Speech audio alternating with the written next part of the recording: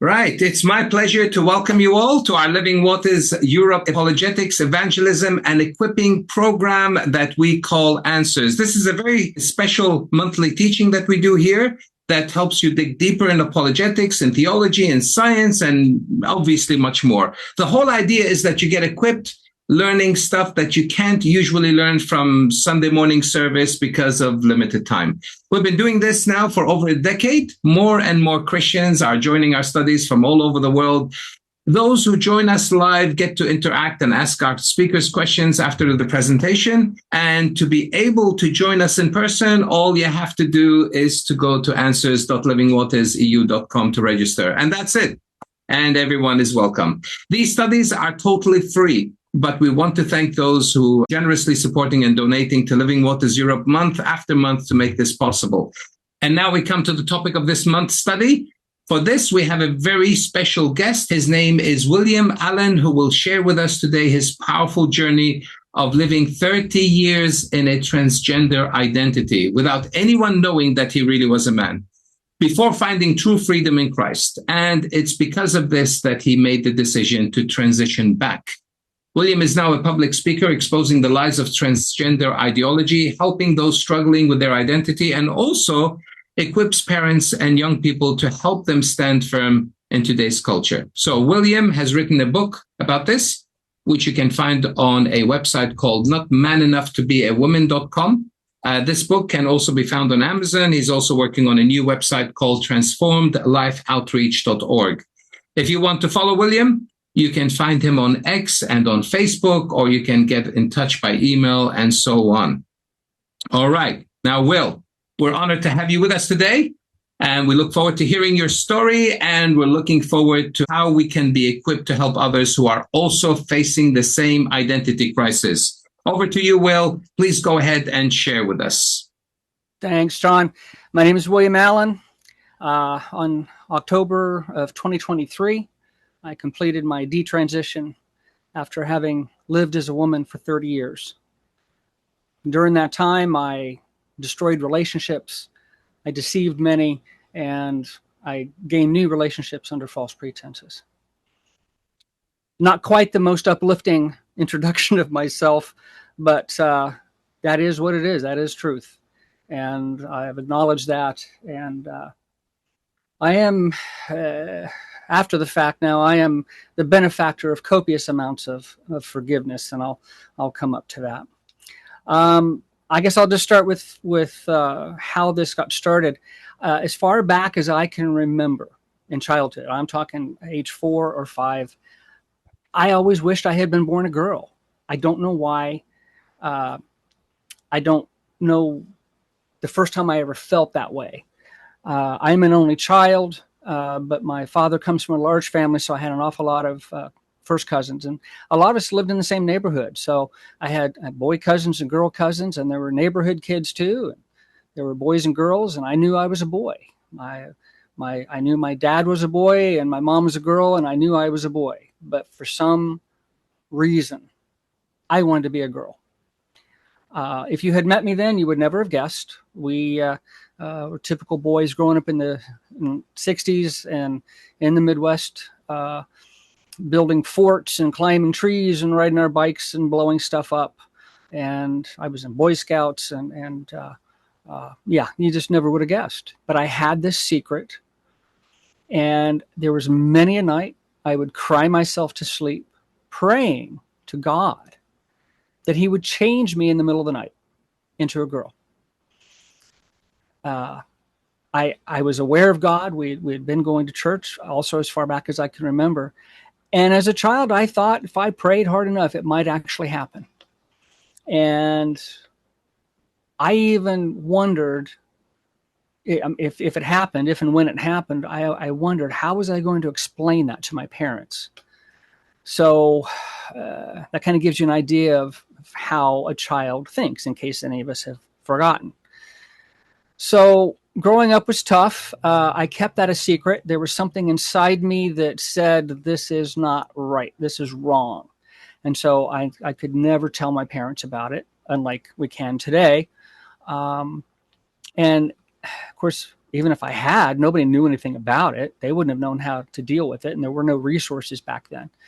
But growing up was tough, and uh, I went to school and had a lot of experiences, um, just like any other kid. And uh, at one point, or in just out of elementary school, we moved from Ohio down to Florida and had to start all over, made new friends, and puberty hit. And turns out I was attracted to women, attracted to girls. In fact, I dated in high school. I had a steady girlfriend for 2 years and another one for almost a year. And I dated in college too. And I just never could figure out why I was the way I was. Since all this has happened, I've talked to a lot of other trans people, and a lot of them can point to some event or something in their early childhood, maybe abuse or some trauma or something. And but I don't have any of that. I can't. If there was something, I'm either suppressing it or I just simply can't remember. It happened before anything I can remember.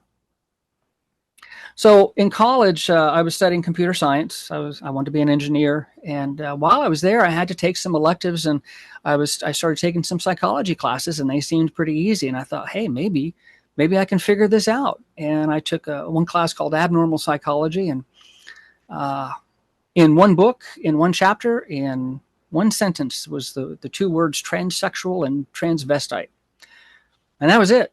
It's just the mention of them. There was no explanation really. And I just thought, well, okay. And I have to tell you, at this point in my life, I still believed that I was the only one in the world that felt the way I did. And like I said, I didn't like it. I prayed to God that he would take it off of me. Early in childhood, I prayed that he would change me into a girl. And then eventually I'm praying that he would take this desire away from me. And after I got out of college, I moved out to the Pacific Northwest, Portland, Oregon, for my first job. And so now I'm out on my own, and it's discovery for a young person, be out on your own finally. I'm on the other end of the country, and I found a notice posted someplace about a transsexual support group of some sort. And I saw that word again, and I called the number and talked to them, and I was absolutely amazed. I mean, it was such a relief to find out that there's other people in the world like me. And so I said, I'll be there. And I went to my first meeting, and it was mostly men, and most of them were dressed as women, and they looked like men dressed as women. And I have to say it was pretty silly looking, but there was a couple women there that I thought were probably just significant others of the men that were there, or some sort of allies or something. But I came to realize they were actually trans as well. They were in transition from male to female, and I didn't even know that was a thing. And there was a man there too, that he was kind of like a bicycle, or not like a biker guy, motorcycle gang guy, wearing the leathers and all that kind of stuff, and had a beard. Turns out he was really a woman, and I had no idea. And he had already transitioned, and or she. Even I get confused sometimes with these stupid pronouns, but. I started talking to the ones that appeared to be women, and found out what they had done. One had already completed the transition, and the other one was still in transition. And they even sounded like women. They went to voice coach, and they learned how to alter their voice. And they had the surgeries and taken all the hormones. And so all of a sudden, these ideas are popping into my head that, gosh, maybe I can do something like this. And up until that point, I have to say that, getting through school was very difficult. It was hard to focus because this thing was on my mind all the time. So know that, if you're dealing with young people or kids who truly are gender dysphoric, it really is a thing. We don't know the cause. There's an awful lot of speculation, but it can be so overpowering, and it does drive many to suicide. And we talk about the suicide rate amongst transgender people, and it's about suicide ideation, at least it's about 40%, and that is very, very high. And I'll come back to that later. But I really, my whole world was opening up. I was still working as an engineer, and I was exploring, and it was fascinating. And I'm going to interject here along the way just to remind everybody that I was still going to church as well. And even out there, I found a church. I had been going to church all my life. I thought I was a Christian. Grew up in the church, and even when I was out on my own, I had responded to a couple of altar calls. I said that sinner's prayer. I asked Jesus into my heart. At key moments in my life, I went through this process. I realized, well, I'm not really saved. And I went through this process, and then all of a sudden I felt saved. Okay, great. I was saved probably 4 or 5 times in my life. So there was an eye roll there in case anybody didn't see that. So life went on. The possibility of actually making a transition was intriguing. And at this point, this is the where am I? The mid 80s at this point. Then one night I got on an airplane to head to Ohio for a family reunion. I got on in Portland, but the flight originated in Seattle. And I sat next to a girl from Seattle. And by the end of the flight, I knew that was a girl I was going to marry. It was just, I was looking to get a good night's sleep. But we wound up talking the whole way to Houston, where we both changed planes. And our upbringings were so similar. And yeah, I got to Ohio. Everybody asked me how the flight was. I said, yeah, it's good. Just met the girl I'm going to marry. And they all laughed at me. Well, she was there that very next year at the reunion as my wife. So yeah, when I got back from that trip, we started long distance dating. And eventually I quit my job, moved up to Seattle. Found a new job, and I got married. So I was living in Seattle. Now, when all this happened, when we started dating, these compulsions that I had, these desires, they went away. And I thought, wow, okay, I've been praying about this. Maybe God's come through for me and taken all this off of me. And so I never mentioned anything to my wife about it. She was a godly woman. She wanted to be a homemaker. She wanted to raise kids. She chose me to be the father of her children. And I thought we were just going to grow old together. First 2 years of the marriage were great. Storybook. It was wonderful. In the 3rd year, this compulsion that I had, it all came back. And man, it came back with a vengeance. It was like it was this other entity that says, you've ignored me long enough, I'm taking over. And it did. It took over. I couldn't focus on work. Home life was very difficult. My wife, she knew something was up. And I couldn't hide it anymore. I couldn't suppress it. And so I had to tell her what was going on. And I had dealt with this all my life. And of course, this is not what she bargained for. And so we wound up in divorce. And it was almost at the end of that 3rd year is when the divorce was final. I got to say that I'm skimming over a lot of things. There's a lot more detail in the book, but I'm skipping over a lot of things because I want to get to the really good stuff. But after the divorce was final, I sunk into a depression, and I was trying to get our house ready. I had been remodeling. I was trying to get ready to sell because she was going to get the house in the divorce, and I was fine with that.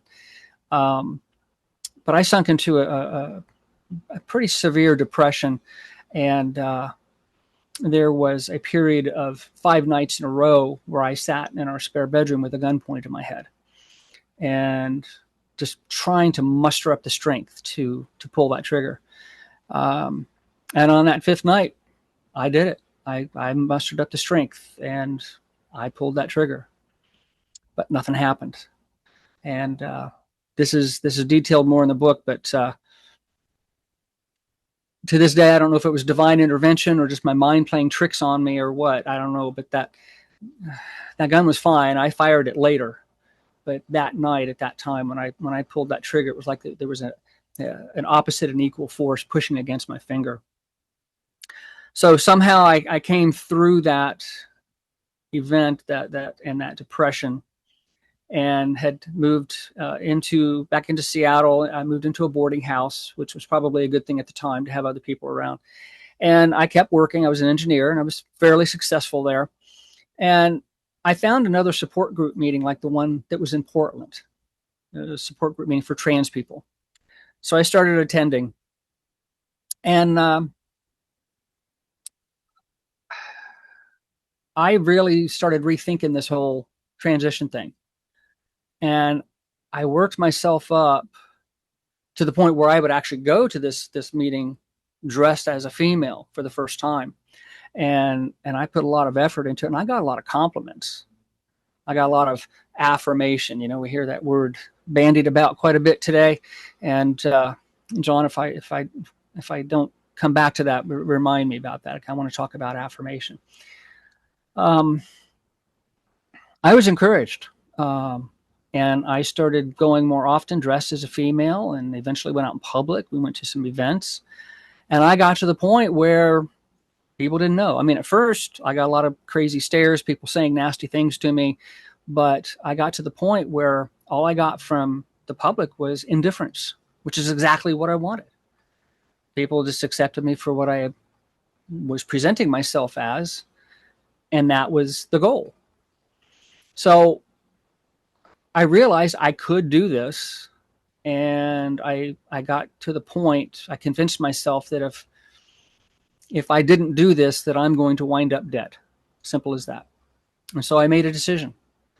And at this point, it's 1992. And at the end of that year, I traveled back home to Florida to talk to my parents. And I told my parents what I was getting ready to do. And that did not go well. In fact, that's the first chapter of the book. And in fact, the title of the book comes from that conversation.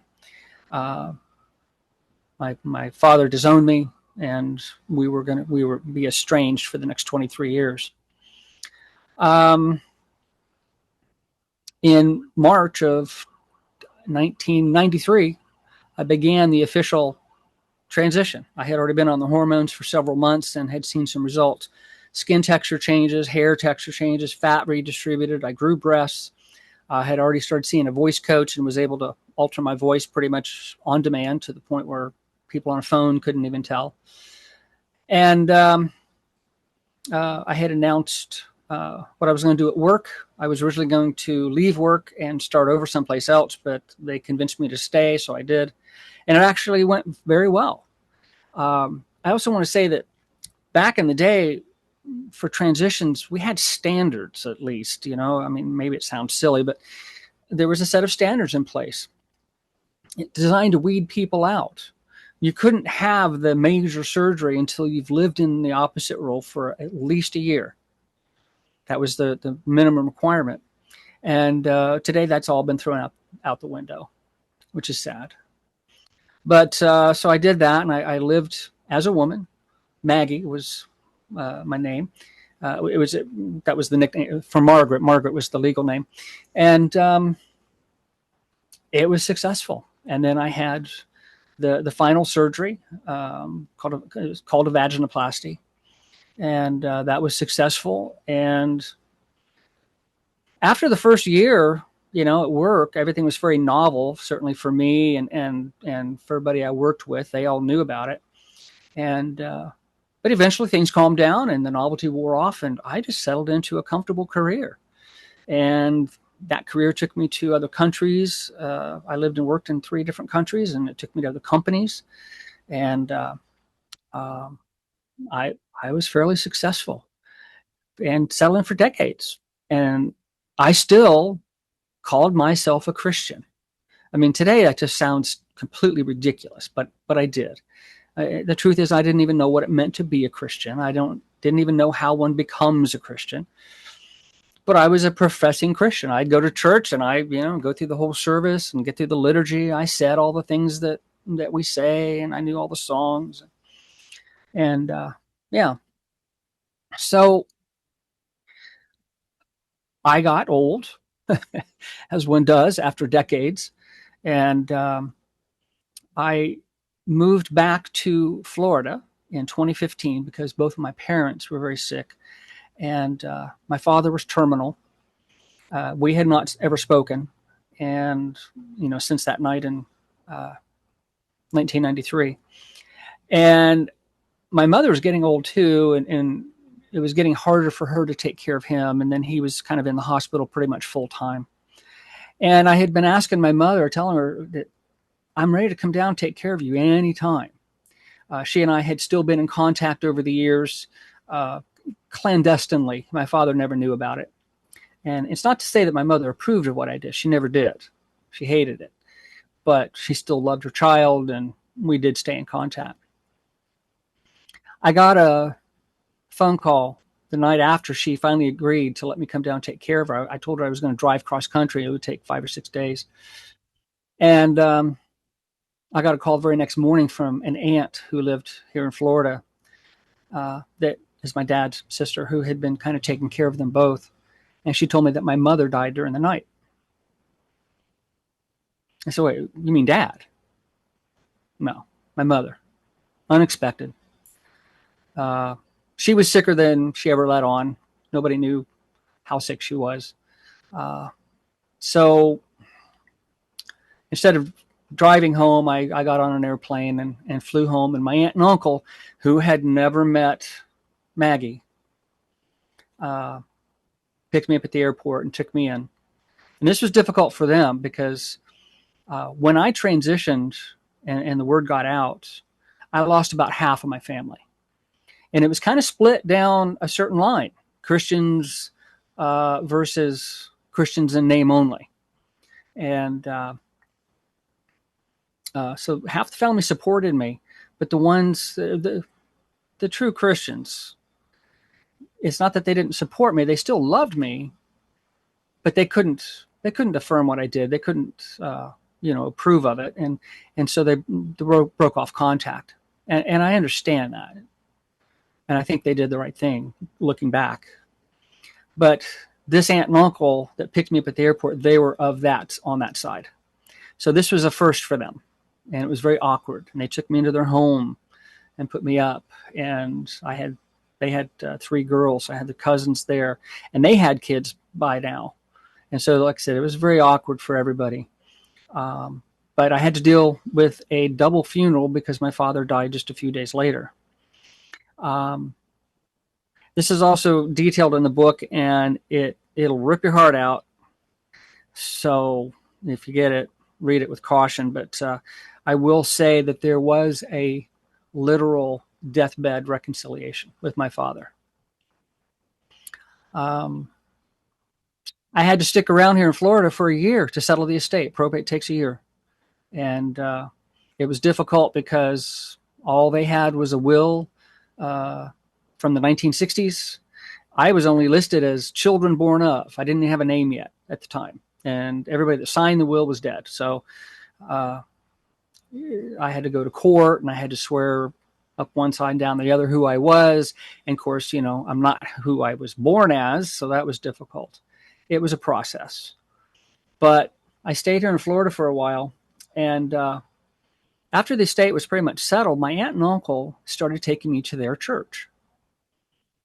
And now we're getting to the good stuff, by the way. For the first time in my life, I started hearing the true biblical gospel. Now, I was raised in the Methodist Church, and I had tried a couple of other churches along the way. And, you know, the ministers, the pastors, whatever you want to call them, they would do their sermons and they would say, you know, I was reading a book, or there's this news article that they'd talk about or something. And there was no Bible in sight. You know, they just would talk about stuff, maybe some concept in the Bible. It was as if maybe they found the scripture. They used a particular scripture reading earlier in the service, but they took that and then tried to find things that could make it relevant in our lives. Up until this point, I had never heard anybody talking about hell or sin or God's wrath or repentance. And I was stunned. And it's not like that was everything that came out of his mouth. It wasn't, you know, fire and brimstone all the time. But there's and I realize who I'm speaking to, and I think everybody's probably a Christian. I'm a firm believer in the notion that you cannot fully understand and appreciate the good news of the gospel until you understand and fully appreciate the bad news. And so I heard this pastor preaching, Bible in hand, by the way, preaching the true gospel. And I have to tell you, it wasn't necessarily what I wanted to hear. It was a little bit offensive because he's telling me I'm a rotten person. I'm not worthy of this, that, or the other thing. And I'm hearing some verses that are kind of disturbing. And I'll mention that throughout my life, I had tried to read the Bible many times. I had tried a couple times a Bible in a year program. And usually by day 2 or 3, I'm done. I give up. It was always gibberish. It just didn't. And maybe I always started in the wrong spots. I'd start in Genesis, you know, or wherever, but it just seemed like gibberish. But now I go and pull out my Bible and dust it off. And I start looking things up. I'm checking what this pastor's telling me after the service, after I get home. And then I found out that all of his previous sermons are online. They're in an archive. And I went and I found those. And I started listening to those. And I just started digging in. And I'm reading the Bible. It's not gibberish anymore. It's actually making sense. And then on YouTube, I'm stumbling onto other pastors. And you know how on YouTube you get, I think I was looking at something involving banjo playing, because I'm a banjo player. And, you know, with YouTube, before you know it, if you're not controlling it, you're looking at videos that are completely unrelated. You know, it's always suggesting one thing after another. And somehow I stumbled onto other preachers like John MacArthur, Voddie Baucham, Paul Washer, R.C. Sproul is another one. And I start listening to those guys. Something else I stumbled onto, something called apologetics. This was totally new for me. Now, I had this blind faith in God, in creation, in Jesus all my life. I believed in Jesus. I believed in the resurrection. From early in my life, people told me Jesus died on the cross for your sins. Okay. All right. Jesus died on the cross for my sins. That was kind of in the back of my head, cavalierly, just like I had heard it. And it was no more important to me than my job or a hobby. And I heard some apologists talking about evidence for God and for creation. Not only evidence, but overwhelming evidence. I mean, my head just wanted to explode. And I found Dr. Frank Turek in this book, I Don't Have Enough Faith to Be an Atheist. I started reading that. And I stumbled onto Answers in Genesis, Creation Museum, Ark and Count, Ken Ham's group. I'm just soaking up all those videos and more. And I'm reading the Bible. And coming back to MacArthur, all of a sudden I discovered that he had announced that early on in his career, I'm talking like 1969, 1970, something like that, that he wanted to preach through the entire New Testament verse by verse. And I'm thinking, okay, what's the big deal? Well, to give you an idea how deep he goes, it took him 42 years to do it. So I'm sure some of you already know that. I found those sermons and I started listening to them. And it took me 2.5 years to listen to them all. And I mean, he's one of the best, if not the best, expository preacher I've ever heard. So I'm still attending this church here in Florida. And I'm going to backtrack just a little bit. Also in 2016, I had heard my pastor announce that they were going to do a beach baptism in a couple of weeks. Apparently they did that twice a year. And now this is before I was saved, before I was converted. I'm told I was baptized as a baby in the Methodist Church. It's not really baptism. But I understood what believer's baptism was. So I signed up for this baptism because I still thought I was a Christian already. And somebody called me and asked me some questions, and I guess I knew enough to answer those questions. And so I showed up, and sure enough, my pastor, the pastor of that church, he baptized me. He laid me down in the water. I baptize you, Maggie, my sister, raised to walk new life. Okay, great. My whole family was there too. Okay. So I'm baptized. And life went on. And like I said, this journey I was on, this investigation, this study, it lasted 3 years. And I couldn't get enough. And I had been, I wasn't full-time here in Clearwater. I was going back to a previous job off and on. And coming up on probably about 2019, I stumbled onto another guy online on YouTube, a guy with a funny accent from New Zealand. And I had lived in Australia for a couple of years and been to New Zealand quite often. And I recognized the accent, and I knew he wasn't from Australia. I knew the difference. I was there long enough. But I started watching this guy, and he was interviewing these people at college and out on the pier in California and Huntington Beach and on the street. And he's putting the law on people's faces. He's confronting them and asking them, do you think you're a good person? Yeah, I'm a good person. Can we put that to the test? I know most of you know this whole process, but I was watching this unfold, and he asked him, how many lies do you think you've told? And if he'd asked me that, oh yeah, I've told countless lies. Nobody has a problem admitting that. And well, what do you call someone who tells lies? A liar. So what are you? Oh. So now it's starting to hit home. I guess, okay, I'm a liar. But he kept it going. And he asked, how many things have you stolen? Have you ever blasphemed? Or taken the Lord's name in vain? And then he asked, have you ever lusted after someone? And certainly any of the men, oh yeah. And he says, Jesus said, you've heard it said of old, thou shalt not commit adultery. But I say to you, if you look upon a woman with lust, you've committed adultery with her already in your heart. And I'm thinking, wow.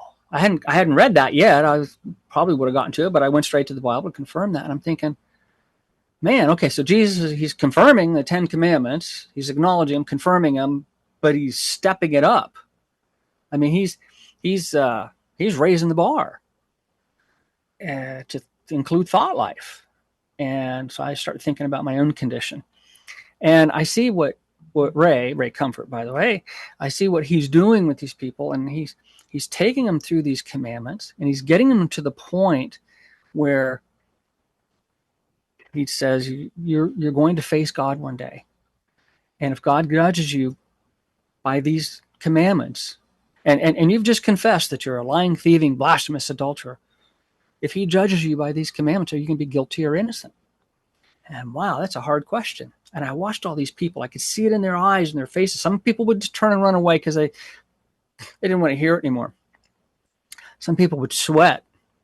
Some would cry. You could see tears forming. And some would still say innocent. They had the gall to say innocent. And but they couldn't justify it. And Ray would press them. And finally, I'm going to be guilty. And then that final question, heaven or hell? And again, people would say heaven because God forgives. And so why? Where does it say that? Why would he forgive you? Why do you deserve forgiveness? And people.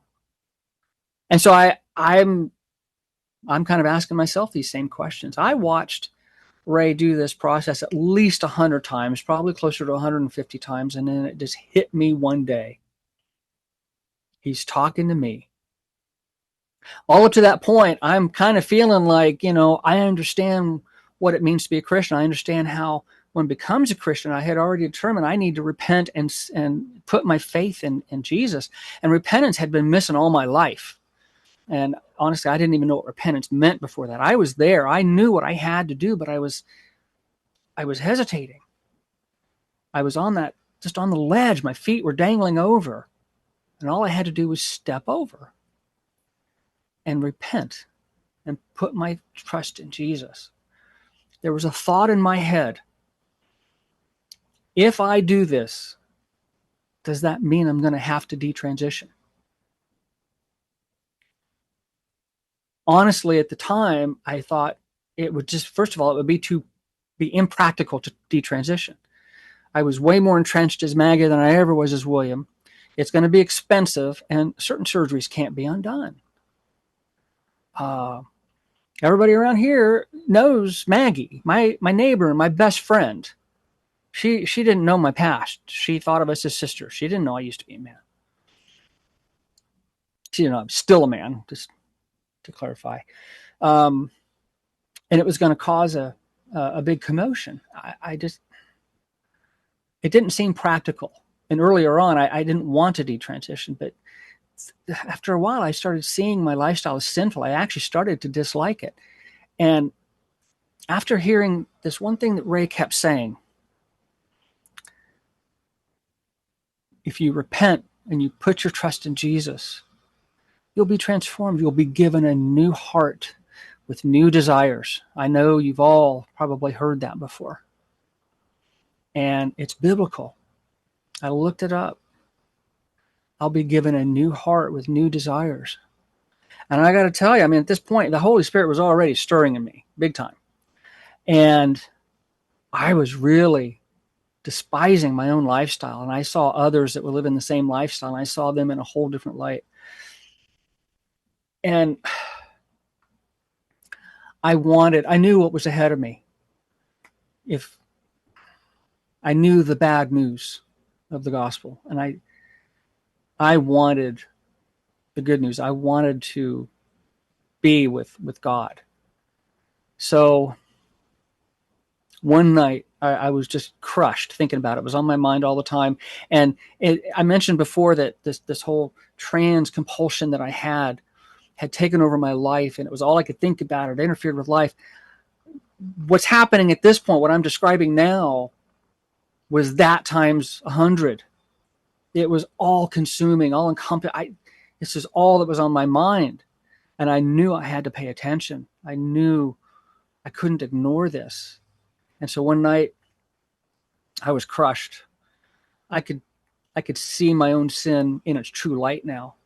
And I could see myself for who and what I was. And I was a wretched sinner in desperate need of a savior. I had no hope in and of myself. I saw my lifestyle as sinful, and I realized that's not what's condemned me. I'm feeling very, very convicted, but it's not necessarily from that. It's not good. It's piling on. But the things that convicted me was that first lie that I ever told. That first time I dishonored my parents, that first time I stole something. And that just crushed me. I realized my condition was way more grim than I had ever imagined. And I was just bawling my eyes out that night. And I couldn't delay it anymore. I cried out and I confessed my sins. I I begged for forgiveness and I repented. I turned away. I knew that I was a slave to my sin. That's how I actually saw it. I could even visualize shackles. This stupid thing, this incessant thing had controlled my life for so long, and I wanted to be free of it. I wanted the things of God. And I repented that night, and I put all of my faith in Jesus, and it was with no conditions. It wasn't, oh, if you do, I'll do this. Or, it wasn't any of that. It was a complete surrender. I gave over my life. Lord, just do whatever you want with me. And man, in very short order, like just in the next day and the day after, my thinking had completely changed from, does this mean I'm going to have to detransition? It went to, oh, I'm going to detransition. And I'm going to do it for the glory of God. I want this to be an example. I want this to be a testament of the power of God, of the Holy Spirit's transforming power. And when I couldn't see a way through a detransition. I couldn't figure out how to navigate it before, but I'm starting to see it all of a sudden.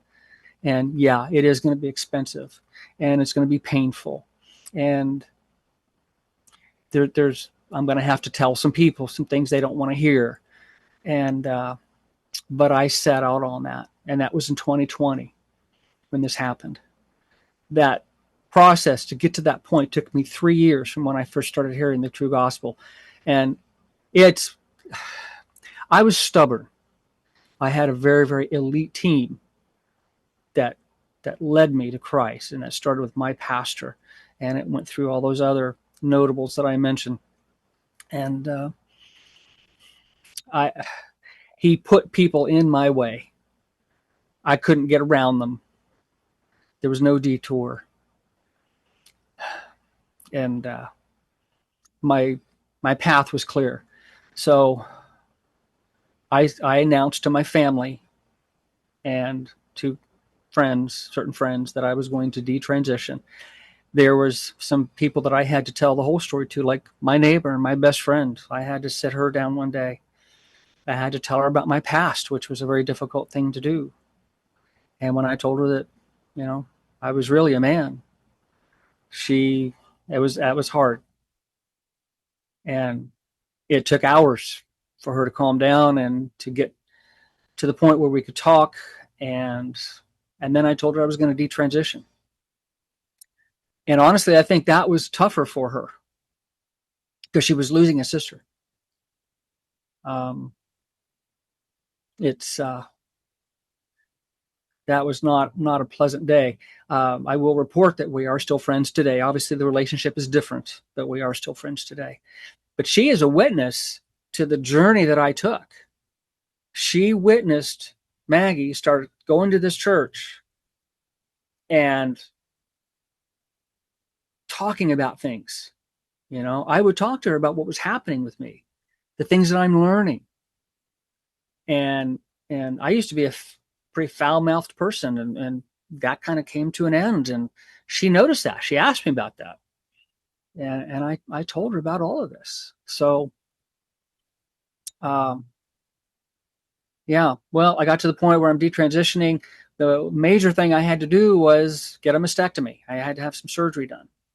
And I'll tell you, it was hard to find a surgeon. I started looking in the local area, and every time I mentioned what it was I was doing, that I was detransitioning, they didn't want anything more to do with me. They were with me up until that point. And I started searching throughout the county, and then I started searching throughout the whole state. And I just could not find anybody that was willing to work. This went on for 10 months. And I was aware of a gender clinic in Tennessee that and this is just shameful. This is awful. You can go there and or you can call them, and after a 20-minute phone call, they will give you a letter that you can take to any surgeon, you can take to your insurance provider, and they'll do whatever surgeries you want. That's awful, just awful. But I was going to have to go to them and tell them I'm a woman and I'm transitioning into man. I always wanted to be a man. I'm going to transition to be a man, and they would have given me a mastectomy. But at the last moment, a surgeon in Miami Beach, Florida, called back that I had contacted, and he said he would work with me, and he did. And so I got the mastectomy. It was a complete logistical nightmare, by the way. As I said before, I was way more entrenched as Maggie than I ever was as William, and there's so many things to do, and it was expensive. I had to go to court to get a court-ordered legal name change. Everything had to change. Financial documents, my driver's license, passports, so many things. In fact, I'm still not done. I've still got some things that I have to get switched over. So, but I got through it. And the whole time I'm talking to people, I'm wanting to tell people what happened. I'm telling them the gospel. I'm telling people what Jesus did for me. And that's my life now. And like I said, I finished the detransition with the most part of it in October of 2023. I went back to work, my first job as William, for a short while, and it turned out that particular job kept me so busy that I couldn't finish my book. I had been working on this book for almost a year at that point, at the behest of one of my aunts who just pestered me about it. And so I quit that after a few months, and I finished up the book in the spring of 2024 and got it published, been promoting it, been traveling around, talking to whoever will listen. I've been doing podcasts and interviews and just sharing the gospel with everybody. I want to tell, John, how are we doing on time? You're doing fine. Absolutely no problem. Okay. All right. I do want to tell this story. The detransition itself took 3 years. And once I started it, I stopped going to the church that I was going to. The one that, with the pastor that launched me on this journey, that spoke truth to me, the first one that ever spoke truth to me. I stopped going there because I didn't want anybody to recognize me. I didn't want people to know what I had done. And I was going to go to a totally different church. But I thought, I want him to know. I want the pastor to at least know. So I sat down and wrote a letter, 3-page letter, and I emailed it off to him. And I called the church secretary because it's a big enough church that if you send something to the pastor, you're never sure if it's actually going to get in front of his eyes. So I talked to the church secretary and asked her, would she kindly put this in front of him? And I said, if you need to read it yourself, that's fine. Go right ahead. She did. And this was on a Wednesday, middle of May. And I got a call from the pastor on Thursday. Now, in the letter, I identified myself first as Maggie because he was familiar with Maggie a little bit. And I told him who I was and what I did and what's happened since then and the part that he played. I also apologized to him because I was going to the church as someone who I was not, and he baptized me. Not only was I not a Christian, I wasn't even who I said I was. And I asked him if he could forgive me for that. And he said, yeah, absolutely. Excuse me. And in the letter, too, I'd also asked him if he'd be willing to baptize me again as William. And he said, yeah. He told me that very next Sunday he was preaching a sermon on repentance. And he asked if he could use my story. And I said, yeah, absolutely. And he also told me that they were doing another beach baptism that night. The timing was crazy. I had been away from the church. I wasn't even aware of the schedule. I wasn't aware that was coming up. But he told me he would baptize me that night. So Sunday came. And like I said, I wasn't planning to go back there, but I showed up as William for the first time. And I went in to the first service. There were 2 services. I went into the first one. And I was sitting there, and it's a pretty decent sized room, but I was sitting in there by myself. Nobody around me knew me, and I'm just hoping that I don't see anybody I know. And he preached his sermon. And he got toward the end, and he says, I got a letter the other day. And I'm just shaking and just trying to keep it together, and I'm choking up because this is the first time I'm being outed publicly. That was kind of tough. So he told the story. He got a little bit emotional too. And it was only about a 5-minute segment. But he told the key points of my story, and people cheered and applauded. And I'm just looking around. I mean, I applauded too, just so nobody thought I was, being cruel. But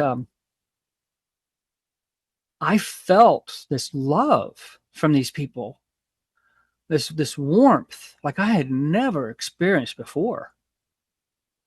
And he got toward the end of what he was going to say, and then he says, so tonight, out at the beach, William's going to get baptized. And I cheered again and applauded. I'm like, man, this is rough. And I'm just choking up. But I feel that warmth, and it was wonderful. And the service ended.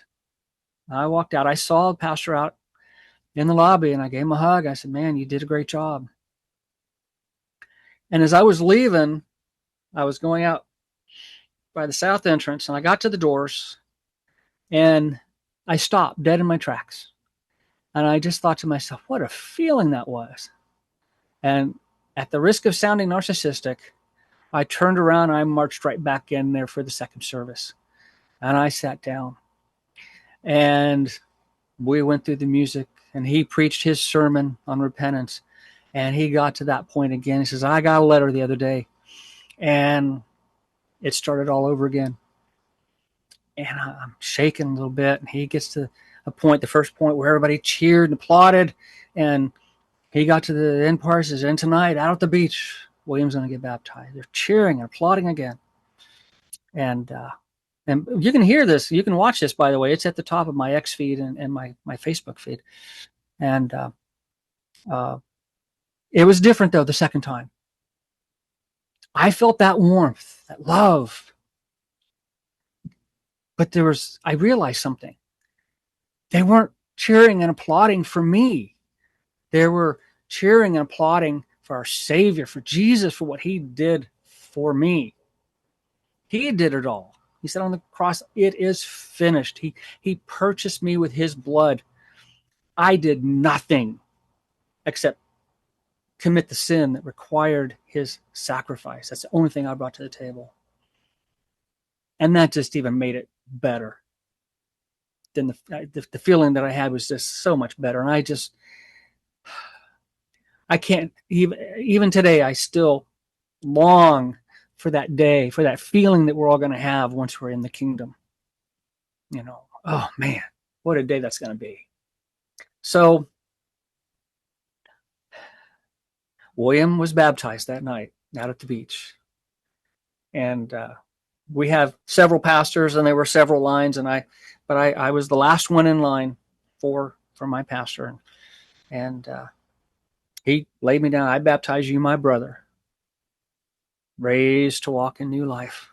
Man, that time it meant something. The first time was empty. I've had debates with other pastors and whether or not that was legit or not that first time, but I don't know.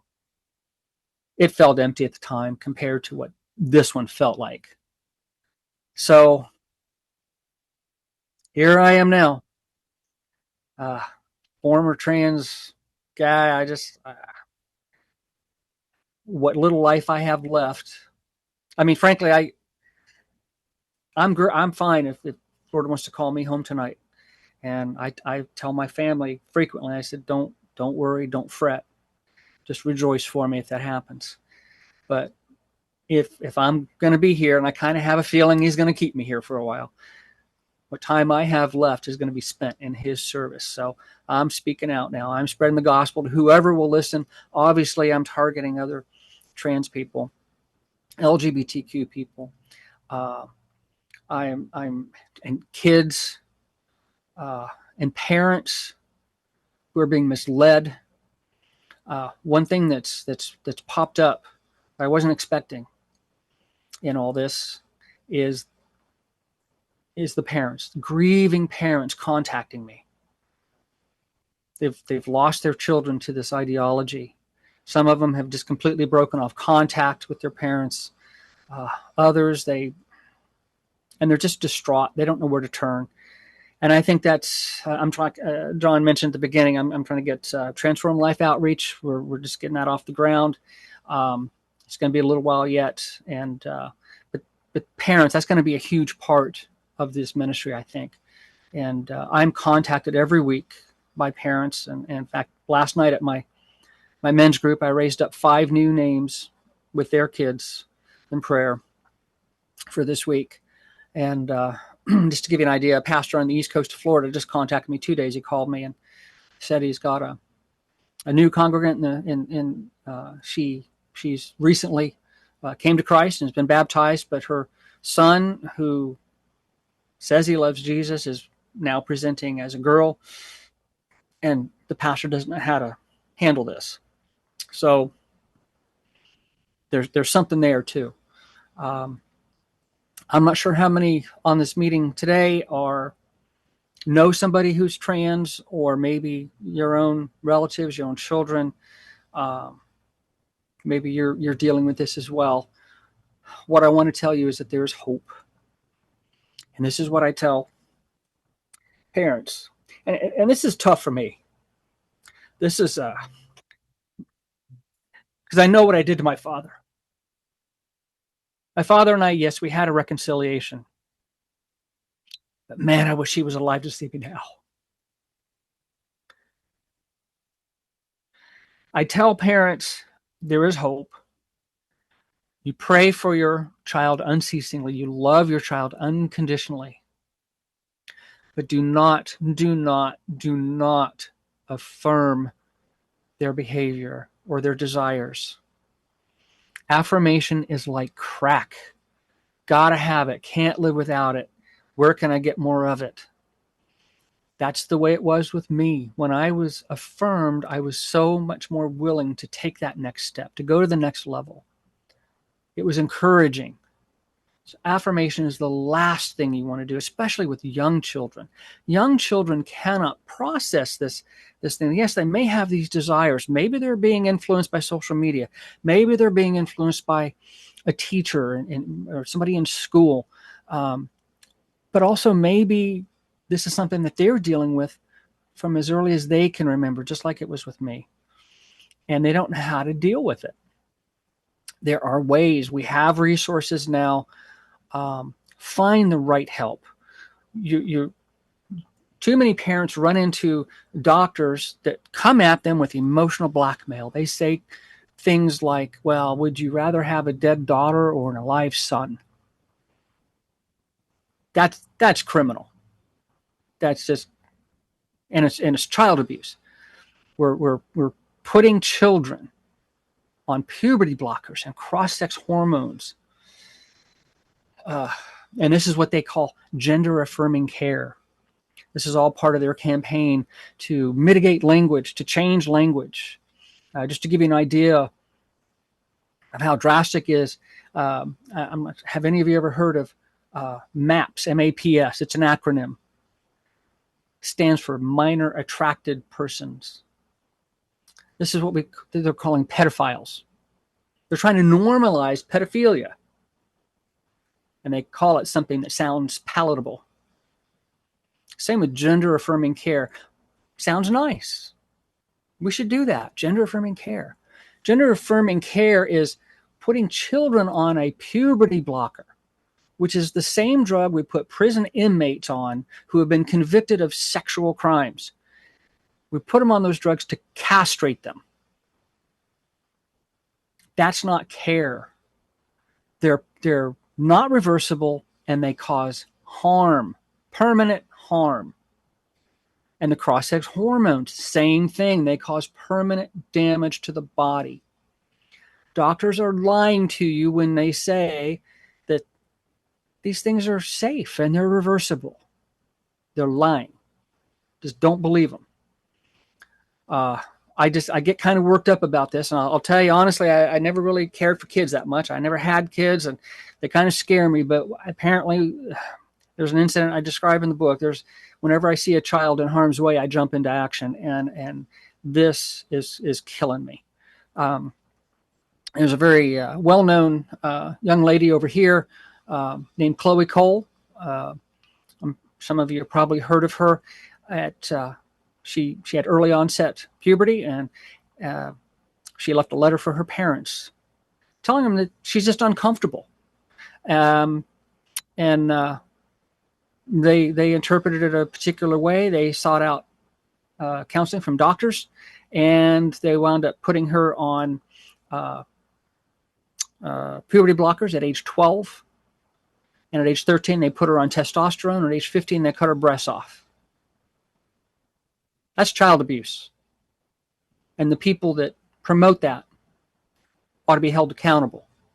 They ruined this person's life. At age 18, she's out on her own and she decides to detransition. Transitioning was not what she asked for. She didn't really have a say in what happened to her.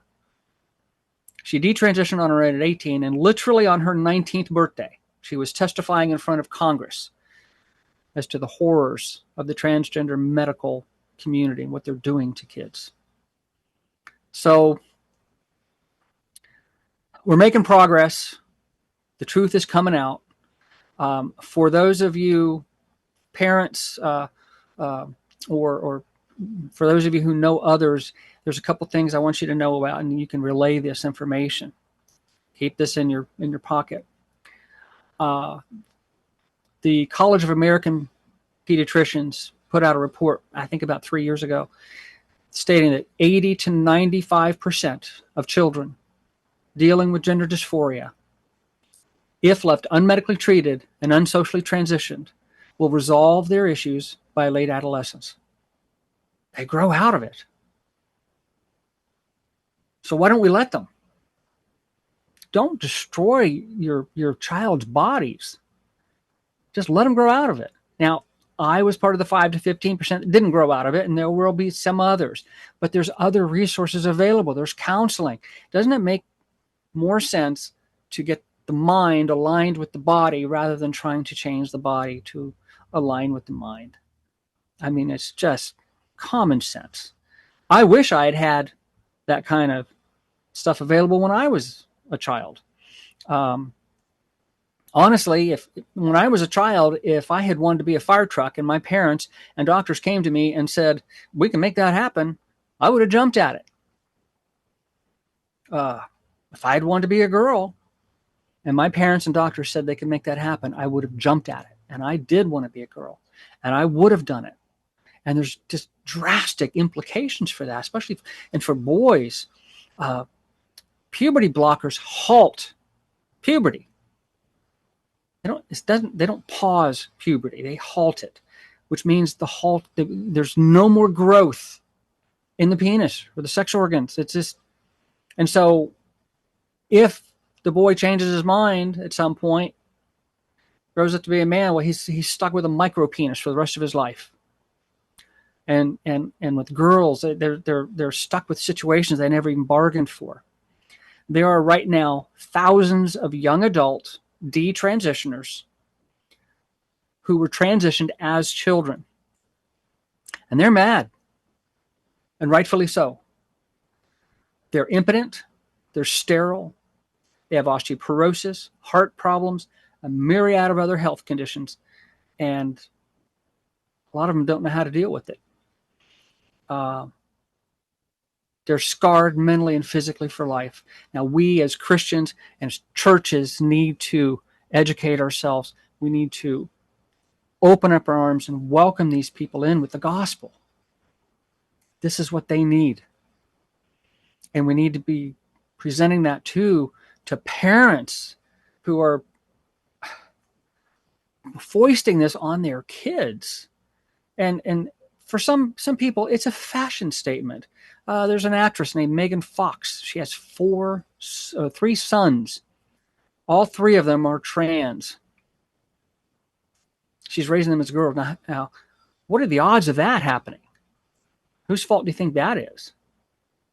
So, John, I kind of got going there, and I'm sorry. I just I'll get a little bit riled up about this kind of stuff. And so there's if you do get the book, the last 3 chapters of the book are devoted to the transgender ideology today.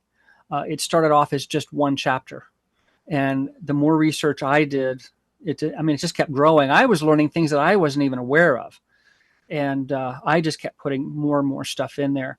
And children are being exposed to this stuff in school. There's pornographic, gay porn books in our children's libraries. Teachers are bringing this crap into the classroom.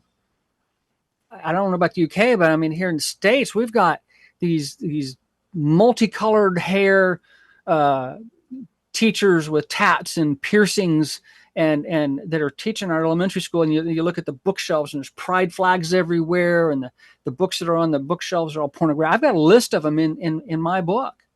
I listed the books. The whole ideology. I talked about language mitigation. I got a whole section on that. All the language that they're trying to compel and change. They've infiltrated government and coerced government to change the laws, make laws favorable to them, and laws that will penalize anyone who doesn't get on board and support them. Transgenderism is a mental illness. It's listed in the DSM-5. Back in my day, it was the DSM-3, which is the manual that psychologists use that lists all the different mental disorders. And I think it's up to DSM-5 now with a couple letters after it. It's still listed in there. But apparently, transgenderism is the only mental disorder that psychologists and doctors treat by furthering it, by giving you drugs and surgeries to further your delusion, and then also requiring those around you to affirm it and even celebrate it. And then if you don't, you wind up in jail. That happens here. It happens in Canada a lot, and it happens here. A lot of this is coming out. We're making progress. UK is making a little bit of progress too. Your own Supreme Court just this year, earlier, basically issued a ruling that women are women. Only women, real women, can be in women's spaces, which is good. But that brought out the trans movement in force, and they're mean and they're violent, and you have to be careful. We've faced that here, the violence. Several of our mass shooters, our most recent mass shooters, were all trans people. And then our most recent, Charlie Kirk, he was a trans activist and dating a trans person. I mean, it's just getting so out of hand. We have to put a stop to this. So anyway, there's that. There's a lot of that stuff in the book. And honestly, some of it's starting to get outdated already.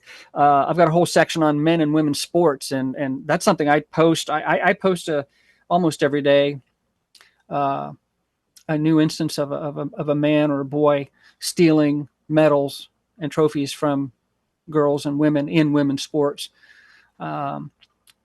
Beauty pageants, even men have joined beauty pageants and won those. I mean, it's just crazy, this whole ideology. So anyway, I'll get off my high horse now and take a breather. I see we have some hands up. Oh, bless you. Thank you. Thank you so much, Will. I mean, what a testimony. Certainly all glory to Jesus. Now, everyone, yes, absolutely. Indeed, everyone must be buzzing with thankfulness for what God has done in your life. And now in a minute, we'll invite people to ask questions. If you want to ask questions, please raise your hand through Zoom, just as you are doing, because I get to see it on my screen on the top left corner, so I don't miss you. Well, it seems an evil thing to hurt children like this. It's positive child abuse. And it just baffles me how they don't see it. It must be demonic by nature. Yeah, I see videos every day, and I've even encountered these people face to face on the street, and they've grown up with this ideology, and they may not be trans themselves. I mean, you can just ask somebody that looks normal, and can a man become a woman? Are trans women real women? Well, yeah, of course they are. And if you challenge that, or even if you just ask questions, they just lose their minds, and some of them will get violent. The ones that don't just run away calling you all sorts of names, they might stick around, and some of them get violent. And there's so many videos on YouTube proving it, and I've seen it in person. They hold up their signs, trans women are women. No, you're not. No, they're not. They're just not. In all of my 30 years of living as a woman, I was pretending, I was never so delusional to believe I was actually a woman. That I was a man pretending to be a woman. I always knew that. I was successful, and I was grateful for that, because I got to live out my life the way I wanted to live it. I didn't, and early on when I transitioned and dealing with people at work, and I didn't go to them making all sorts of demands. You have to use this pronoun. You must call me this, and don't ever call me. I didn't do any of that. My message to them was, look, I understand this is not something people face every day. You may have your own feelings and beliefs about that. I get that. I'm going to respect that. You just let me know. And I had a fairly successful transition. Didn't have too many. I lost a couple of friends. I gained more. Certainly not like what we see today. I mean, they're militant. It's brutal. They're and I just I can't. Sometimes I can't find the words. The mentality, they actually believe these things, that they're actually a woman, and then there's nothing about you that's a woman. Not your muscular system, your skeletal system, your reproductive system is different. Every cell in your body is encoded with male DNA. Archaeologists dig up your bones in 1,000 years, and they'll know you were a man. There's nothing about you with a woman. But I feel like a woman. How could you feel like a woman? You've never been one. You don't know what it's like to be a woman. You can't feel like a woman. And then, we had a Tennessee, one of the first states that banned gender affirming care for minors. And the ACLU sued them. And the attorney that argued the case in front of the Supreme Court here, part of their argument was that transgenderism is immutable. So they're kind of implying that you're born with it, and they're always that way, and it can never be undone, and blah, blah, blah. Well, the ACLU attorney, who name is Chase Strangio, who also was trans, also a woman in reality, she argued that transgenderism is immutable. But then they turn around and say, well, gender is fluid. It's a social construct. Come on, make up your mind. We'll say, this is a gender I am, and it's not about what's between my legs. Okay, then why do you have to remove what's between your legs? This ideology is so chock full of lies and contradictions. It just makes no sense. But this is what we have in this postmodern age. That's postmodern thinking. Everybody has their own truth. So, I'm sorry. Probably more than what you absolutely. No, thank you. At some point, we would have come to all of this anyway. So, you sharing that now is only helping us. So, Will, we've got 6 people with their hands up. Stephen, go ahead. Right, just want to say how amazing that was. And your journey is a bit like my journey, that I came to Christ first, and I got all the Ken Ham, Ray Comfort, John MacArthur, and even John Harris. He's the latest. Yep. Right? You did it the other way around. Praise the Lord for that. But my question is, I've got there is a work colleague at where I work. I work at an oil refinery that's just about to close down. This guy is called Alice. He was called Alex. Now, everybody that I know that talks to him or talks about him calls him she. Of course, he's transgender, and I'm not happy to use that, but I don't really say much about it. But in one sense, I'm happy to use the name he's chosen. He wants to call himself Alice, and I'm pretty okay with that. I know a guy called Alice who's a Christian over in the state called Mr. Cooper. And I just wonder what your thoughts were on that. Should I go as far as allowing that? It's kind of a lighter side of the subject.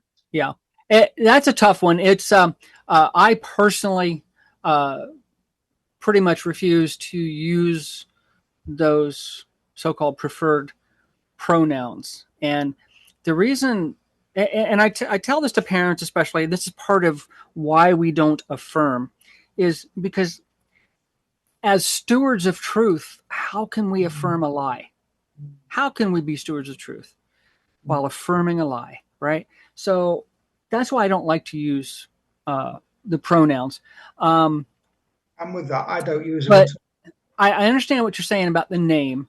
And I have had occasions to talk to people who I'm trying to reach. And if they're going by Alice, I will use that. Because if I go in and just start calling this person who's presenting as female, if I just go in and start calling him John, whatever his real name is, what they call a dead name, if I do that, that's just confrontational. That's just right off the bat, it's setting the wrong mood. And so I am willing to at least do that. And and I think about my own life. Well, I mean, my legal name was Margaret, right? It wasn't William. So I'm okay with that, at least for initial conversations. So, if you want to talk to them, you call them Alice, but it's up to you if you want to use the pronouns. Depending on where you are in the world, you got to be careful because there are people going to jail, and I've seen this in the UK as well, for misgendering somebody, when in fact you have spoken truth. You have gendered them properly. But because they are offended, and that's what it all comes down to. You can't even offend people these days. That's against the law to offend people, and I'm seeing this more and more in the UK. There's police showing up at people's doorsteps for something they said on social media, on Facebook, and taking them to jail. We haven't had that here yet, but if we're not careful, that could happen. It's happened in Canada. I've seen it. So I have a lot of compassion for you guys there in the UK. Well, man, I'm taking a leaf out. I'm sorry? I'm going to take a leaf out of Johnny Cash's book. I'm happy to say a boy named Sue. Yeah, there you go. Yeah, that works. That works. Just be careful. Whatever you do, just be careful. I will. Yeah. Think about consequences. Yeah. All right, Dan, go ahead. Hey, William. Thanks for sharing. I've got two parts to it. So the first one, I remember, I think it may have even been Charlie Kirk. You mentioned him a while back about a conversation there. And as you say, YouTube takes you down different angles.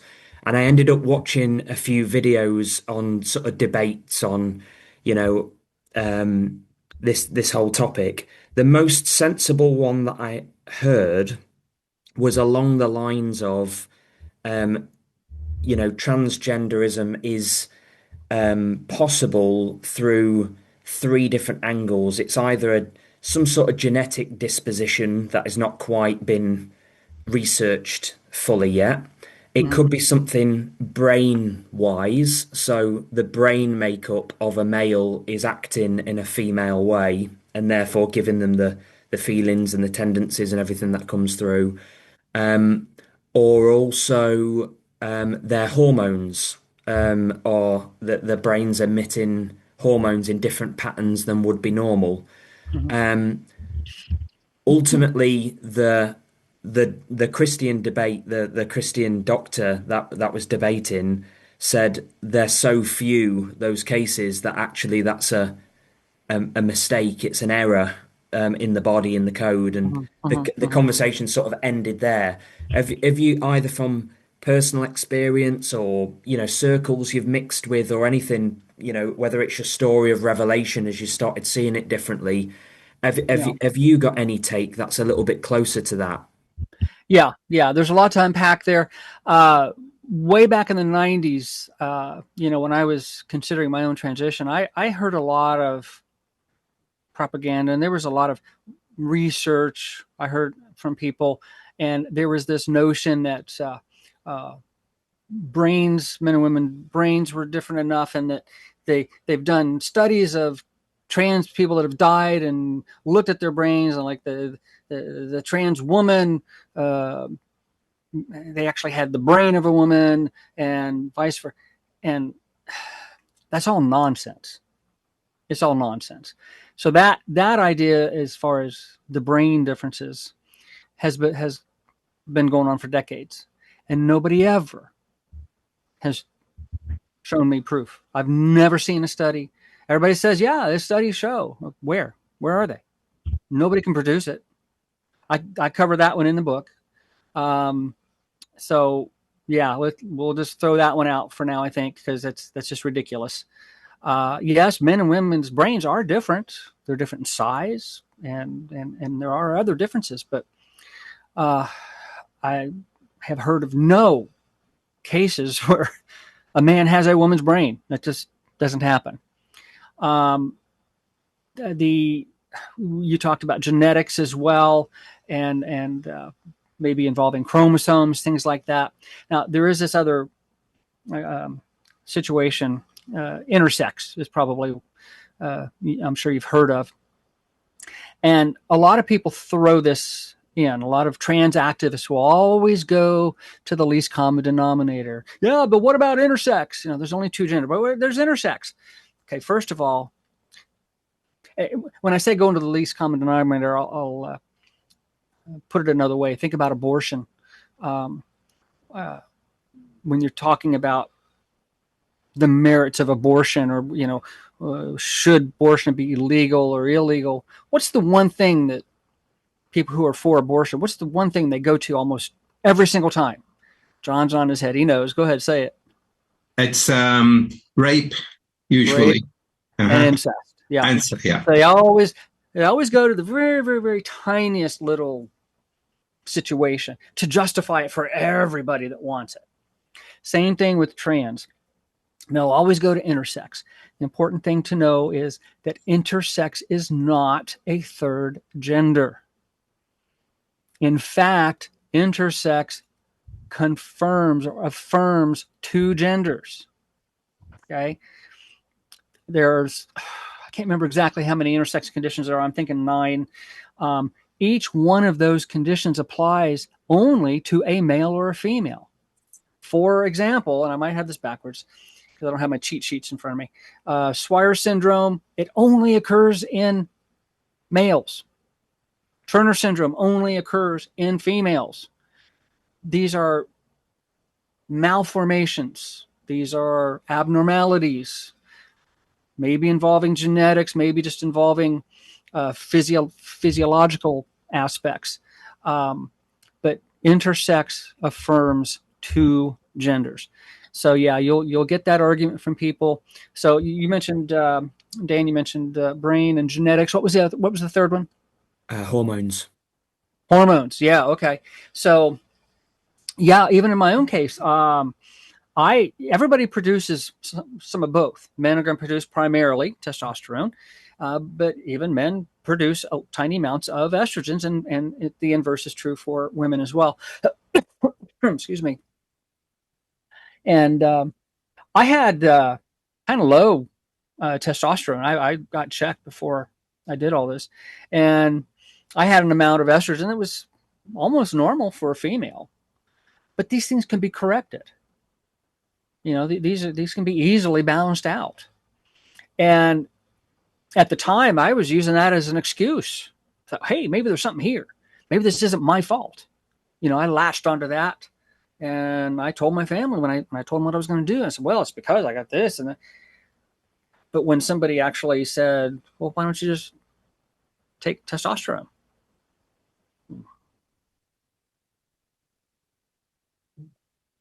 I didn't want to do that. And the reason I didn't want to do that is because I wanted to do this other thing. I wanted to do this transition. I wasn't even willing to find out if this would fix me. I was already so invested that I just wanted to follow through with it. So, in that case, William, what would you say to somebody that said that's because you don't need fixing? You've been made, and they might even try and use God in this and say, well, God made me this way. Yeah. God, I was born this way. Well, Jesus says you must be born again. That's the answer I usually use, but I'm talking with people who are Christians. But yeah, I just want to be my authentic self. Okay. And then why is it you have to change everything about you? Your true authentic self is how you were born. That's your true authentic self. You're trying to be something completely different. You're trying to be something you're not. Tell me one thing about you, I'm talking to a man, that's female. What is it you think that makes you a female? And if you just ask questions, I try not to be too confrontational. It's hard to be loving. It's hard for me to not just latch onto the insanity of it all. But, and I pray every time before I talk to somebody. But usually just asking questions, trying to get them to come to their own conclusions. What is it that makes you feel that you are a woman or that you need to do this? And if you just ask enough questions, well, at the very least, you're going to get them to a point where they can't answer, and they're stumped. And one thing, there's this one question that seems to stump all of them. I don't know why. I don't know why they refuse to answer it. They know the truth. I don't know. I can't understand the reason why they won't answer this, because it does nothing to harm their cause. And one of our own Supreme Court justices during her confirmation hearings couldn't answer the question. What is a woman? And they just get stymied. They just, and the only thing they come up with is, well, as a woman as anyone who identifies as a woman. Well, wait a minute. That's a circular. That's like saying a bear is a bear-like creature that does bear stuff. If I didn't know what a bear was, I still don't know what a bear is, right? And so if I'm talking to a trans woman, that's a man who wants to be a woman, and ask, what is a woman? And you get them to the point where they can't even identify what a woman is, then the next question is, then how can you want to be a woman? How can you think that you are a woman, or how can you want to be a woman when you can't even define what a woman is? How can you want to be something you don't even know what it is? And I'll say in my own life, I said it before, I always knew who and what I was. I was a man pretending to be a woman. I never thought, even growing up, except for when I was a child, I wanted to be a woman. I thought I wish I had been born a woman, but I never thought I was one. I just wanted to be one. But you talk to these people today, and they say they are a woman. And they're getting these ideas put in their heads by, like I said, teachers, drag queens, during the drag queen story hour, these books that they're reading, teachers, parents are putting these ideas in their head. It's an indoctrination. It's almost like they've been brainwashed to believe these things. Yeah, I'm sorry. That's really encouraging. Thanks so much for someone that's on the spiritual battlefield, specifically taking these lies on. That's really helpful, that we can just go out with a confidence that, this stuff doesn't exist, and, they are just lies. And so that's really helpful. Just to jump quickly onto my second thing was to just go back to the baptism for a second, William. You mentioned about, obviously you had two, and the first one, was empty. I know my pastor's got a particular take on this. I'd be interested on your angle on this as well, John, because No. If the first baptism wasn't a real, am I right in saying Maggie was baptized? Yeah. And at the time, Maggie was not a Christian.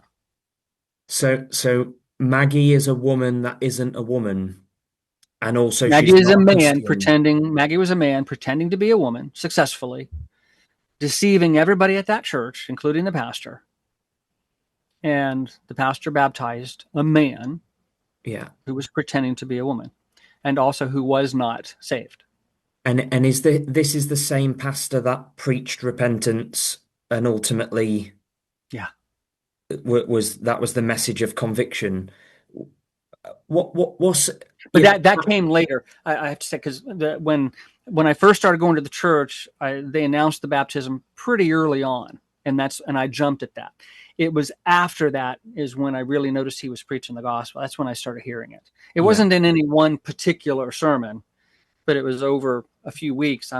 He's saying these things, and things are getting in, and I start looking things up in the Bible, and which I had never done before, and things were starting to make a little bit of sense. That whole journey took 3 years. So Maggie was baptized in 2016, and so in late 2016. So yeah, it was like 2017, 18, and 19 is when that was the journey to, of learning all the learning scripture, learning the biblical concepts, the doctrines, and apologetics too. I mentioned that earlier, and I know this is an apologetics group, and I want to throw this in there too. I can talk to just about anybody.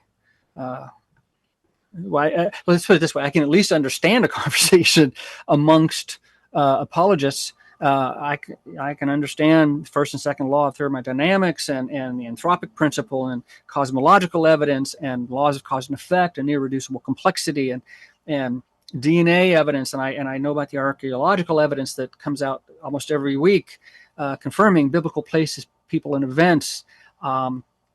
The Bible itself, the supernatural aspects of the Bible, the it's just, 40 authors over 1,500 years in 3 different languages, 3 different continents, and somehow this book, this collection of books, tells a singular story from Genesis all the way through Revelation, and it's elegant and it jives with itself. It there's no error. I mean, that in and of itself is just supernatural. The number of cross references is amazing, and then the prophecy that has come true. And you think about the odds of that happening. I mean, they're just astronomical. Somebody did some math on just 8 of them coming true. I was thinking about, say, the 30 prophecies about Jesus's crucifixion at a time when crucifixion didn't even exist, and they talk about unusual things about his execution, and just the odds of 8 of those coming true was like 1 in 10 to the 17th power. That's 1 in 100 quadrillion. And the number of scientific truths that are in the Bible, you've probably seen Ray's book, and I've looked at other books too. All these it's not a science book, but all these scientific truths that are in there decades and centuries before man ever discovered these truths for himself. The Bible, it took on a whole different meaning for me. It became a whole different thing. It truly is God's word. And now I've actually forgotten what the question was you asked. So it was, like I said, I get going. I'm sorry. I've got a pastor who, is quite on the other side of things. He won't baptize anyone until they've been coming really regularly for 12 right. months, Baptism, and right, they're right. professing Jesus, and they're Yeah, bearing fruit and all of that yeah. sort of stuff. It's all, but I'm also, I know churches that it's a bit of a free for all bath. It's like, Yeah, if you're up for it, jump in, sort of thing. yeah. And I'm interested in John's take here as well. And I mean, ultimately, praise Jesus. He Yeah. brought you through, and maybe the conviction from the first, and some of the shame and guilt and stuff that came Oh, with yeah. that. Who Yeah. knows? How God interceded there, just Oh prayed yeah, and he did. everything. But Yeah. what's your take on the? My worry would be if I was in a church where Maggie was getting baptized, Hmm. that would really concern me. Hmm. And I would have to. I would really pray through. I would, be fasting and praying through that, Yeah. because that would be really uncomfortable. Hmm. That we would diminish. Um, And you should never give. do it. I don't think any pastor should do it. In fact, I got a call from a pastor on the East Coast. I mentioned that earlier, and he said that this 15-year-old boy who's presenting his one wants to be baptized. And I told him on the phone, I said, "Well, you can't baptize him." Mm, And he says, "Yeah, I know, because he's living in unrepentant sin, mm, just like I was. It's clear he doesn't understand the gospel. He's not saved. mm, He needs to see all this other evidence, this, and like I said, I can do all those things. I can talk about all those things that apologists talk about, but the greatest evidence that I have for existence of God and everything that he can do is what he did with me. mm. That's the evidence, even above all the apologetics. Sorry, Patricia. Um, um, Huh?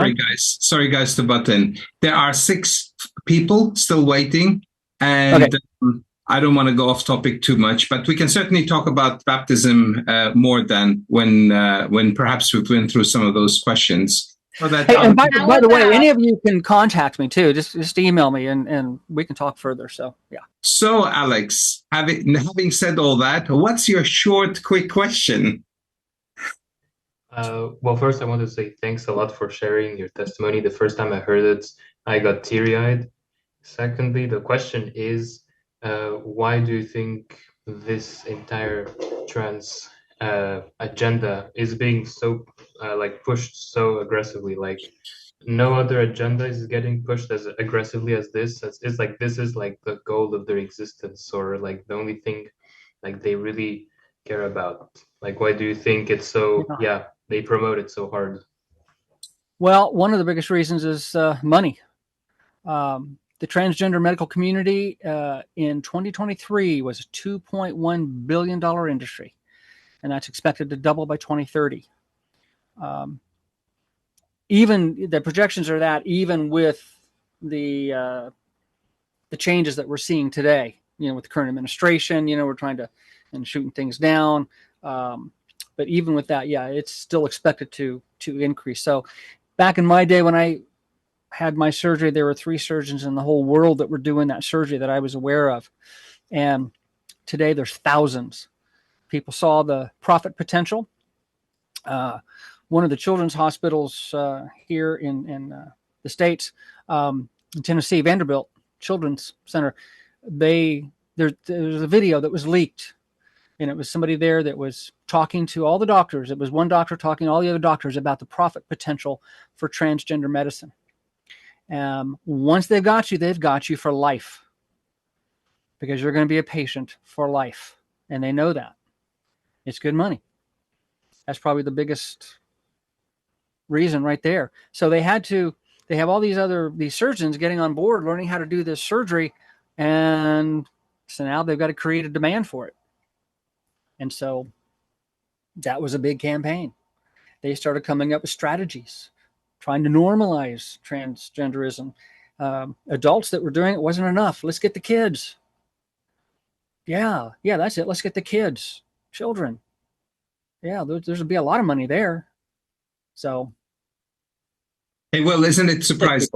We live in a country where the National Health Service can't cope with life-saving operations. They can't meet the demand, yet they're willing to spend their resources on such nonsense to appease people's feelings. I know their feelings is important, and I know we should pray for those guys, and of course we should speak to them affirming truth, but appeasing them in this way is just, apart from it being totally wrong, it's getting in the way of other people who need life-saving operations. Yep. All right. So, Robin, please go ahead. You did it. Hi, William again. I was on Tuesday. Hi, Robin. But your story really inspired me. Um, but you did answer the question that I originally wanted to ask, which was, as a woman, were you, demanding people use your pronouns? But you said no. So my follow-up quickly is, are you speaking at any? I mean, have you tried to talk to Turning Point and have, sit at their booth? What you're saying, is right. You've got some really good points, and we really need to defend this. Up until last week, I worked 25 years for Big Pharma, and yes, they want customers. They just want customers. Mm-hmm. Yeah. Okay, but I would let you, if you could, talk to people about this or Turning Point or whatever. Yeah, we've got an actual Turning Point chapter starting up here right in our county, and we had a launch just about 3 weeks ago. We got another one coming up this month. So I am getting involved with them. I had already started getting involved. I was at the Student Action Summit in Tampa, Florida. It's the annual thing that they do, and there's 7,000 people in attendance. And man, just to watch Charlie in action too, it was just an amazing thing. A guy was just a dynamo. He'd be on big stage one moment with 5,000 people in the audience, fireworks and the lights, interviewing somebody or announcing somebody, and then all of a sudden he's downstairs in the small room doing a podcast with a member of Congress or somebody from the cabinet, and then he's over on Media Row doing another interview, and I was right next to him. I did a couple interviews too, and I didn't get to meet him. I really wish I had, but that was an interest of mine, and I have been getting involved in that. So I do hope to be on the campuses soon, and talking with students. John mentioned Creation Today and Eric Hovind. I was out with them last year. They were doing an abortion thing on the campuses here in Florida, and I was out with them a couple of days, and that was a lot of fun. So I want to do that some more. Yeah. Fantastic. Thank you very much. Hi. Yeah.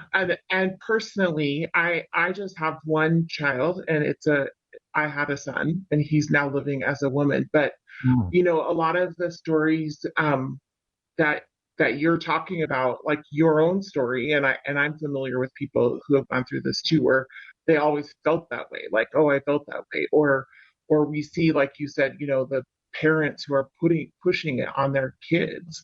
But in the case of my son, and I'm familiar with some other stories too, it's not like that. Like, it's not like he grew up feeling that way. I mean, he was never like a macho man, but it wasn't until after he got married, which was very young, that his wife has really convinced him. Like, I do think that there's like some Stockholm syndrome and some brainwashing going on. And I'm just wondering, like, from your, and then yes, the activists, doctors, or people who are really pushing this. So he came out in 2020, and I have not had any contact with him in 3.5 years because I wouldn't affirm it.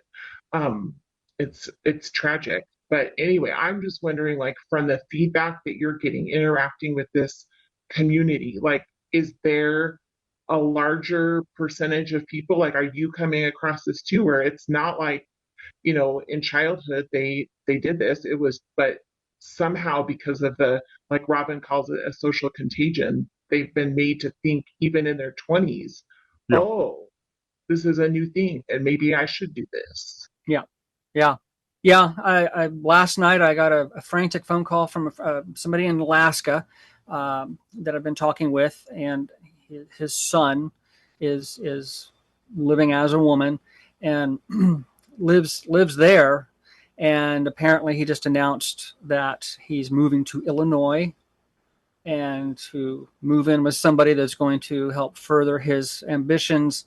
And the father, he's such a great guy too, and they're kind of in a remote area, and his son says, I just can't feel free to express myself here, the way I want to. And it's almost as if he might feel like I don't think he feels like that there's enough audience there where he is. It's such a small town. He wants to be out and about with others, and I don't know. it's just such a wide variety of causes leading to this. There's this new thing. I don't know if it's a new thing, but it's a new thing that I've heard about. It's called autogynephilia, and it's this notion that men wanting, there's transvestites, which is men who dress up as women for sexual gratification. But then there's this other thing, autogynephilia, men who want to be perceived and treated as women, and that's where the sexual gratification comes from. There's just so many variations, and I think people will just kind of jump onto whatever's available, just grasp whatever's available that will let them have what they want to have, and if there's anything that makes them legitimate, they're going to jump at it. I don't know if that answered your question, but as a parent, I know you probably love your child unconditionally and you're praying for them unceasingly. And I want to really stress that. Pray for them unceasingly to the point of being a pest, really pester God. And the reason I say that is this. I mentioned earlier that I lost about half my family. And now that I've detransitioned, I've been reunited with all of my family. And some of them kind of felt bad about, breaking things off. And I told them, don't, because you did the right thing. But several of them have told me that they prayed for me every day. It took 30 years. Don't give up. It may not happen in the time frame that you need or want. You may even pass on before something happens. Like I said, I wish my father could have seen me now. And I know he was praying for me every day. I'm just saying, don't give up. Prayer means something. Yeah. I've seen a couple of just amazing things that have happened. There's stories I could tell here. We don't have the time for them. I'd love to just tell them, but some amazing things have been happening. Yeah. So I wish you well. Please send me a message reminding me of your first name, and if you're willing, tell me the first name of your child, and because I want to put you on a list. So many people have been contacting me, and I've been adding them to a prayer list. We have prayer groups at church. And I lift everybody up in prayer. And but what I also do is, once I get that from you, I'm going to send you the last 2 entries on the list as well, and I'm going to ask you to also pray for other people's kids specifically. And the comments I've gotten back about that are just, this is just wonderful people. It just means so much to also be able to pray for someone else's child. So if you're willing to do that, please send me those names. Patricia, please go ahead. Yeah, thanks so much for sharing, William. That was great. And my main question is, what would your advice be for Christians in high stake settings about this? Because being from Canada, I had a mom reach out to me from there saying that her daughter was going through this. The Lord intervened, but the mom was like, we could end up in jail if we try to help her. So and I didn't really know what to say. So there was that. And then also being a Christian in public ministry, but Canadian, I've been trying not to be super outspoken about this because of the hate speech laws in Canada. If they go through, it can be life in prison for hate speech, and they let guys into women's prisons in Canada. So I'd rather not end up there. But it's quite possible that I'll run up into a situation where I have to say something at some point. So any advice on that is helpful. Well, you do have to, like you said, you got to be careful. Last year I interviewed with Emily Duggan. She's got a podcast called Moms Against the Norm on Rumble.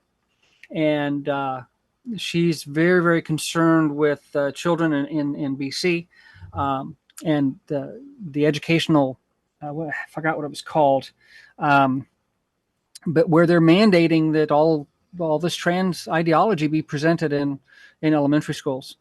And so they've been fighting that. They've come after her. She's had death threats. The government has threatened to come after her,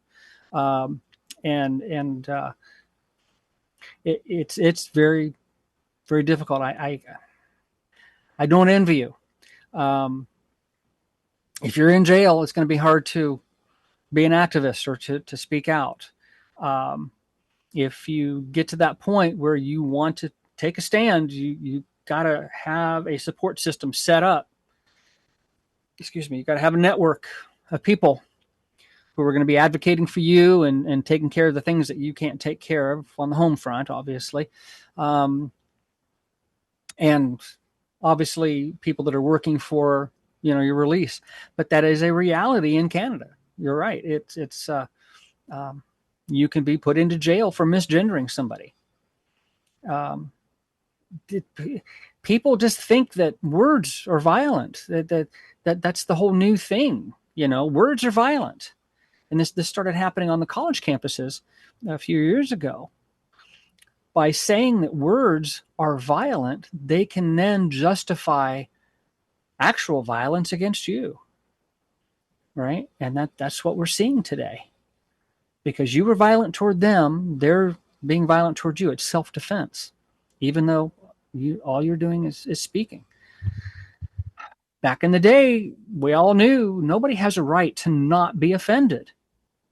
Here in the States, we have a lot of things enshrined in our Constitution, but the right to be offended is not, or the right to not be offended is not one of them. In Canada, apparently it is, especially with the new administration, the new folks in power with Kearney there and everything. So I honestly don't know what to tell you.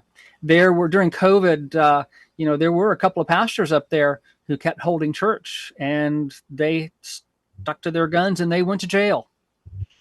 And they were there for quite a while. That was the stand. They were willing to take that stand. They knew what the consequences would be.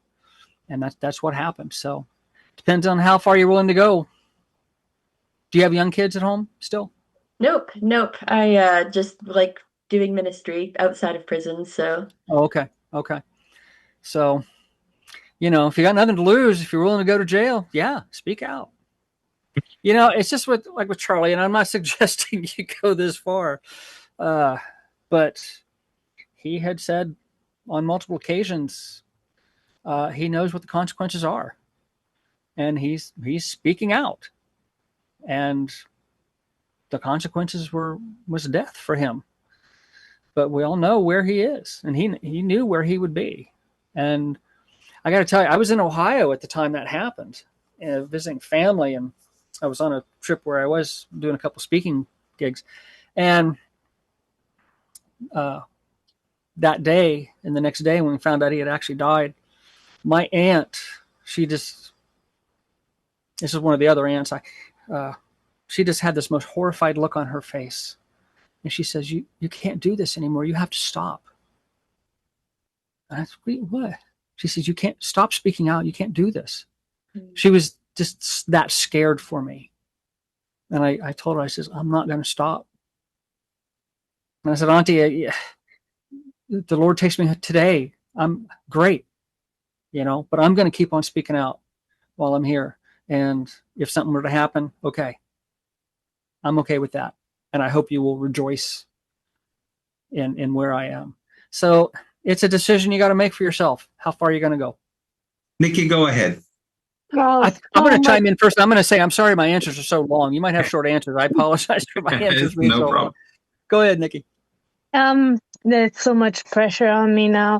Okay, I'm going to ask two questions very quickly because they are linked. First of all, my first question would be regarding, I think you mentioned that that you knew that you were a man all the time pretending to be a woman. Is that right? Correct, yeah. So having that in mind, my question would be, if you evangelize somebody, if you're talking to somebody that has gender dysphoria and is presenting themselves as another gender, would it be more wise to address that issue? Because you said in your case you always knew that you were a man pretending to be a woman. I know that nowadays a lot of people say that they are and they're not pretending, but deep down inside I still think they know. Or would it be wiser to use any other of the 10 commandments to show them that they're sinners? Yeah, great question.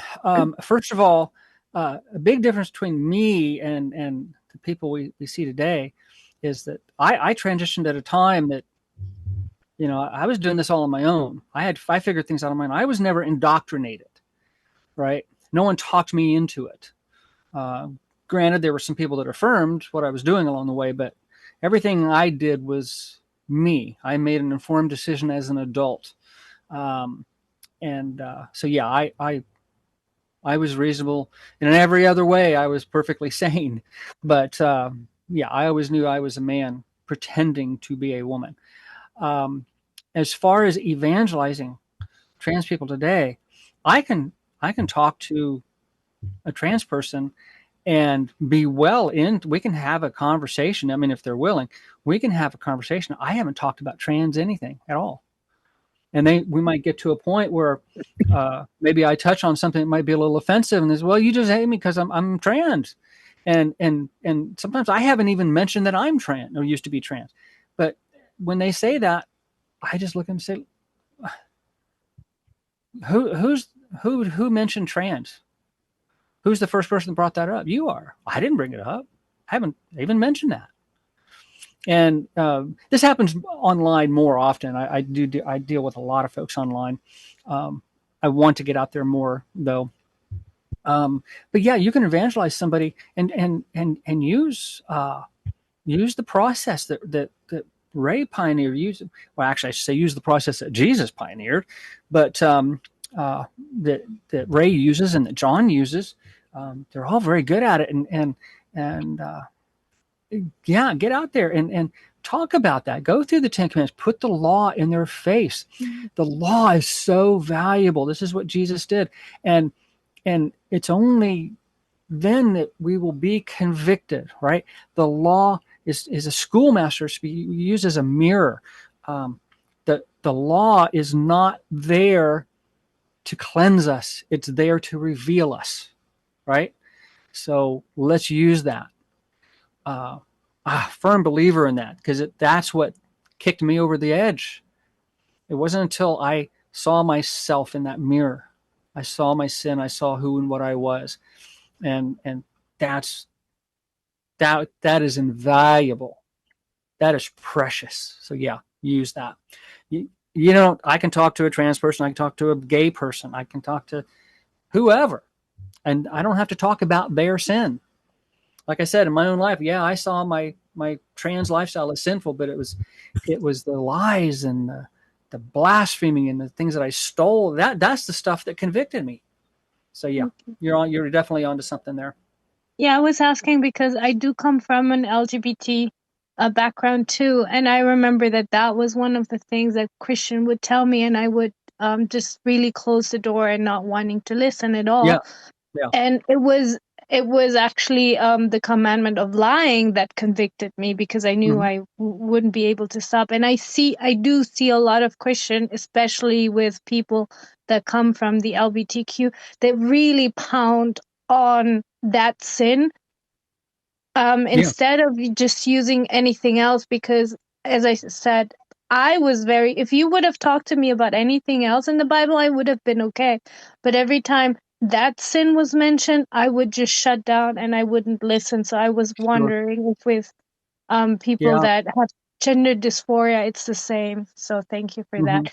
And my last quick question is, I do have many more questions, and I want to write to you an email. Are you willing to read a very long letter with a lot of questions from me? Would that be okay? Sure. It might be a little while till I get to it. Today I'm responding to things that came in 3 weeks ago, so I'll apologize up front. So if you can forgive that, yes, please go ahead and send it. One of these days I'm going to get some help to help me deal with all this. But yeah. Next one is Adrian. William, thank you very much for the testimony you shared today. It was honestly one of the best sessions that I've heard ever since I started to attend Living Waters. I think that your whole life story is testimony of God's glory and how he works in our lives and how much he loves us. and of the fact that God doesn't give up on us even when we tend to give up on ourselves. My question relates to Thank you, something brother. That means a lot. Thank you. Go ahead. Yeah, definitely. That's what I was thinking whilst you were delivering your testimony, and I'm very happy that you're here on the session now and you get to deliver this to us. It means a lot to me, honestly, especially to myself, because this actually leads to my question. I'm doing a module to prepare me to be able to do Christian counselling.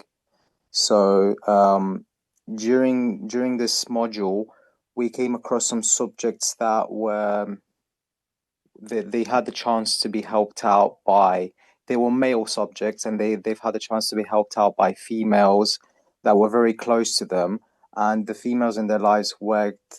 Of course, they were Christians, but they worked as catalysts that were basically bringing them back to a floating point when it came to them being anchored in their identity as a male. So, from your own experience and from everything you've lived, would you say that a Christian female would be an efficient catalyst to help a male that has gender dysphoria? Okay, you said a female catalyst that help them come back to their male identity. All sorts of questions are going through my head at the moment, so forgive me. What does that look like? So Describe that. it looks like a female that is close to them from a friendship point of view, and that encourages them to reconsider things as per se, and to be in touch with their masculine side. This term is used a lot, but it's really a more warm approach compared to the approach that a counselor would have, for example, because they tend to trust their friends a lot more than they would trust someone that looks at them from a counseling point of view, and they have to relate to someone as their counselor. You've got your friend that you know your friend cares about you, your friend knows you very well, and when the advice comes from your friend, it means a lot more to you. This is from the subject's point of view, of course. Would you say that this would be something efficient to encourage people to create bonds that would be able to help them in that way?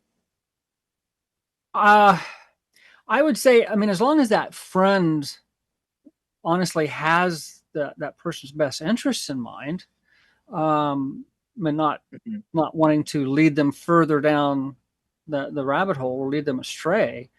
I would think that in my own case, if I was seeking out counseling, I personally am going to seek out somebody that I don't know and that doesn't know me and is only going to get to know me by talking with me.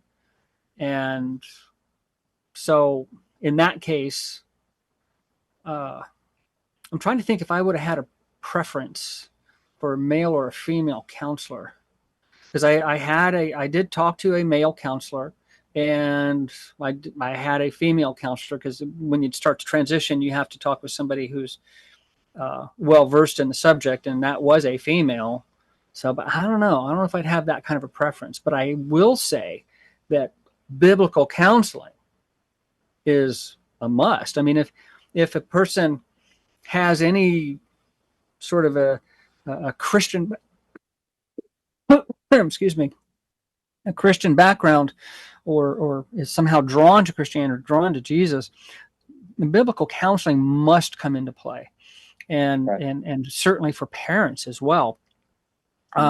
Mainstream counseling, I tend to think is probably useless. Although there are a number of detransitioners who would probably argue with that who have detransitioned now, and it's because they learned the truth, about, I'm not talking about anything related to Christianity, but the truth about their gender and who they are and everything like that. And they came out of it on their own. So, it's not going to work to go to try to offer biblical counseling to an atheist, obviously, right? But biblical counseling, I think, does, and I'm not talking about Christian counselors either. There are so-called Christians. They're counselors. It's still mainstream counseling, but they happen to be a Christian. I'm not talking about that. I'm talking about actual biblical counseling, and I think that's what you're talking about too. Is that right? Precisely, and Yeah. it's really hard for us to ensure that the counseling we tend to approach is biblical, because biblical counseling is a very difficult subject to explore. It's very hard to actually make it biblical. It's very hard from an accuracy point of view to make it biblical, because the words tends to intertwine its approaches and its theories to counseling into what we want to apply as biblical counseling. So it's hard for us to define. Mm-hmm. Yeah, and that's something I've actually kind of interested in that I might pursue at a later date. So yeah. Lovely. Thank you, Adrian. Thank you, Will. Now, we're beginning to hear more and more of these incidents all around us, obviously, as we know. Your testimony will bring, no doubt, a lot of hope to many parents. We just need to stand for truth, which is what I believe you were telling us. And now it's really hard for parents who may have a child that's having these transgender issues, right? There must be a balance between not affirming what they're feeling, but also showing them love at the same time. Mm-hmm. Now, just quickly, how do you think we can do that? I mean, we don't want to isolate them and say we don't love them anymore, because we do. And yet at the same time, we don't want to affirm what they're feeling because it's wrong. And one last thing that goes with it is, what do you think would have worked for you to make you reconsider your feelings, right? So think of that. Think of these two things. The parents want to not affirm, but demonstrate love somehow still, without them making them feel rejected personally, but making them realize what they're feeling is wrong. And also, what would have worked for you whilst you were going through this? Yeah, good questions. I saw an amazing video on YouTube just recently, and it's just, apparently parents have cameras around their houses now, keep an eye on their kids and so forth. And I guess there was a camera mounted up high in a corner in the kitchen dining room area of this particular house, and the mother's preparing a meal. We're getting ready for dinner, and a little girl comes in, and she says, "Mommy, I think I'm a boy." And the mommy just didn't get angry or anything. Obviously, you don't want to do that. Most cases, my advice is to just don't react at all yet. Think about what you're doing. But she just right on cue, she says, "Well, you're not a boy. You're a girl." And she went into, Jesus made you a girl, and you will always be a girl. And she explained this in terms that a child could understand. When I say child, I'm probably 5 or 6, maybe. And it's probably somebody told her, maybe a neighborhood friend or somebody said something about it, and she had just come in the house. And but the mother, she was still going about her business around in the kitchen, and the child was just kind of standing there next to the counter, and she just had that conversation. It lasted maybe a couple of minutes. That's about it. And it can be just as simple as that. But the main thing that I would tell parents is, you have to be involved in every aspect of your child's life. You have to know who they're hanging out with, who they're talking with, who are they being influenced by, what are they watching on TV, what are they on social media, reconsider that, what's on the TV, where, these days, information, ideas, notions are coming at kids from all directions. And you have to be aware of that. So you have to be that involved. If you are, you can see things like that and you can just nip them in the bud. And there's memes going around, they're like old timey pictures, with a mother and a girl, and they're sitting at the kitchen table making something, and the girl says, "I think I'm a boy," and the mother just simply says, "Well, you're not," and that's it, and it's over and done with. If only it were that simple. It used to be. You asked what maybe would have changed my mind. Yeah. I don't know. I get asked that question a lot. A lot of people ask me if you could go back in time and confront yourself back then, what would you say to yourself? And I don't know. It's tough. If I saw my future self coming at me, looking the way I do, and I told him that I went through this whole thing and it wasn't the right thing, I don't know if I would have changed my mind. I don't know, because there was still that compulsion that I had it, you know. I honestly believe I wouldn't have even listened to myself, my older self. I was always the kind of kid, you know, my father would try to teach me lessons, and God bless him, he taught me a lot of things. He got me involved in sports and science and music and just so many different things as a child. He was a loving, well, he wasn't a real affectionate, hands-on father, you know, in that way. And he rarely ever said, I love you. But when he did, I knew he meant it. You know, he was a disciplinarian. He didn't tolerate foolishness. And I was an ordinary kid and I got spanked a lot, but he taught me so much. But sometimes he would try to teach me lessons, and doggone it, I had to go learn it for myself. You know, he said, if you do this, this is what's going to happen. Okay. And then I just would go right out and do that. I do it anyway. And yeah, I had to learn that lesson. It was a hard lesson to learn. So even if my future self came at me, man, I don't know. I just don't know. If somebody came at me with the gospel, the true gospel, I probably wasn't in the right mindset for that at the time. I don't know. I don't know if I would have been receptive to it or not. Well, Will, I say this to encourage people, because sometimes you need to have some answers under your belt in order for you to be able to help somebody. I actually had somebody come and ask me the question, and he said to me, John, what is it with you and you not affirming people's feelings? What is wrong? What is wrong in doing things that makes you feel better? What is wrong in making you feel that what you're doing, if it feels good, why are you objecting to it? And I said, that's because our feelings don't determine what is right, doesn't determine what is true. Our feelings doesn't determine whether what we're doing is right or wrong. My answer to them back was, what would you tell somebody who mutilates his body because it brings him pleasure? Would you affirm it, or would you tell him not to do it? And he said, no, I'll tell him not to do it. And that's why. That's because feelings is not how we know how something is right and wrong. Right. And this person who asked the question, as I was explaining this, literally went straight and said, I've heard enough. I think you're right. I've heard enough. Yeah. Because people need to know. It's not how we know what is right and wrong and what is true or false.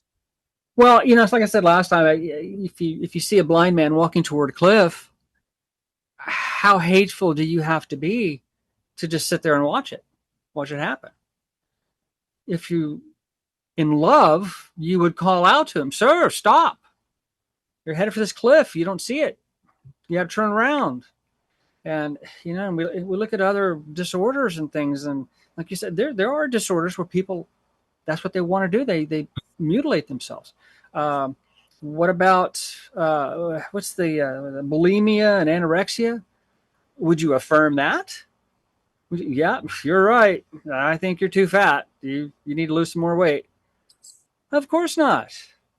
So why don't we do that with something like this?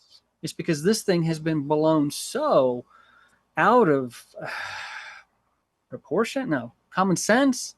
It's just, it's a whole ideology that has sprung up, and we have to knock it down. Yeah. The other thing I tell people is, look, if you see a child that's wearing false wings, you would obviously think it's cute. You would say, look, it's nice and it looks amazing. It looks beautiful. But you don't want to affirm it in such a way that that child will go off and jump from a 4-story building thinking he can actually fly.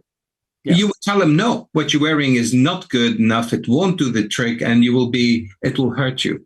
When you fall, it will cause damage. So the same thing applies when a child comes to you and wants and has feelings that they shouldn't have.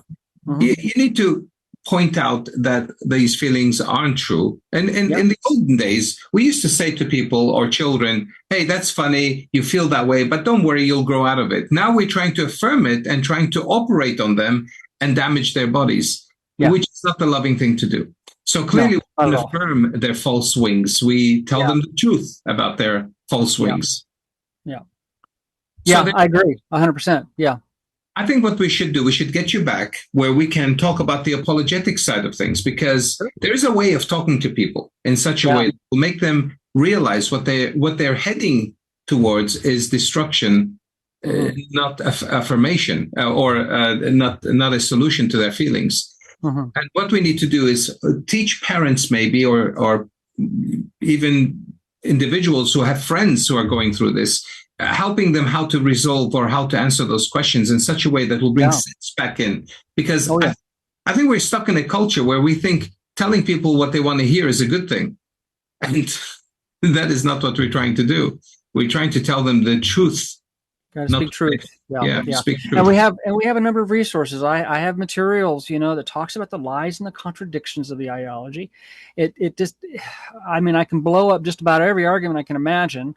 And there are some good tools out there, and I'm finding new ones all the time. And those, I'm going to be incorporating those into, my ministry once that gets going as well. But that we should do that. Yeah. Perfect. And a couple of more faster responses. I mean, obviously, you went through a lot of operations to transition and then to transition back again. Now, was it successful? Are these operations painful? Are they dangerous? I'm asking because others who might be thinking about this, who they might need to know so that they know what they're going to be facing. And of course, if parents were equipped with this information, they can pass it on and say, well, this is what you're heading towards. Is this what you want? So was it successful? And was it painful? And was it dangerous? Yes, and yes. I researched the surgeons, all of them, the 3 that I had available when I transitioned, were world-renowned, and they had thousands of these particular surgeries under their belts. This is what they specialized in. And so I was confident in their abilities.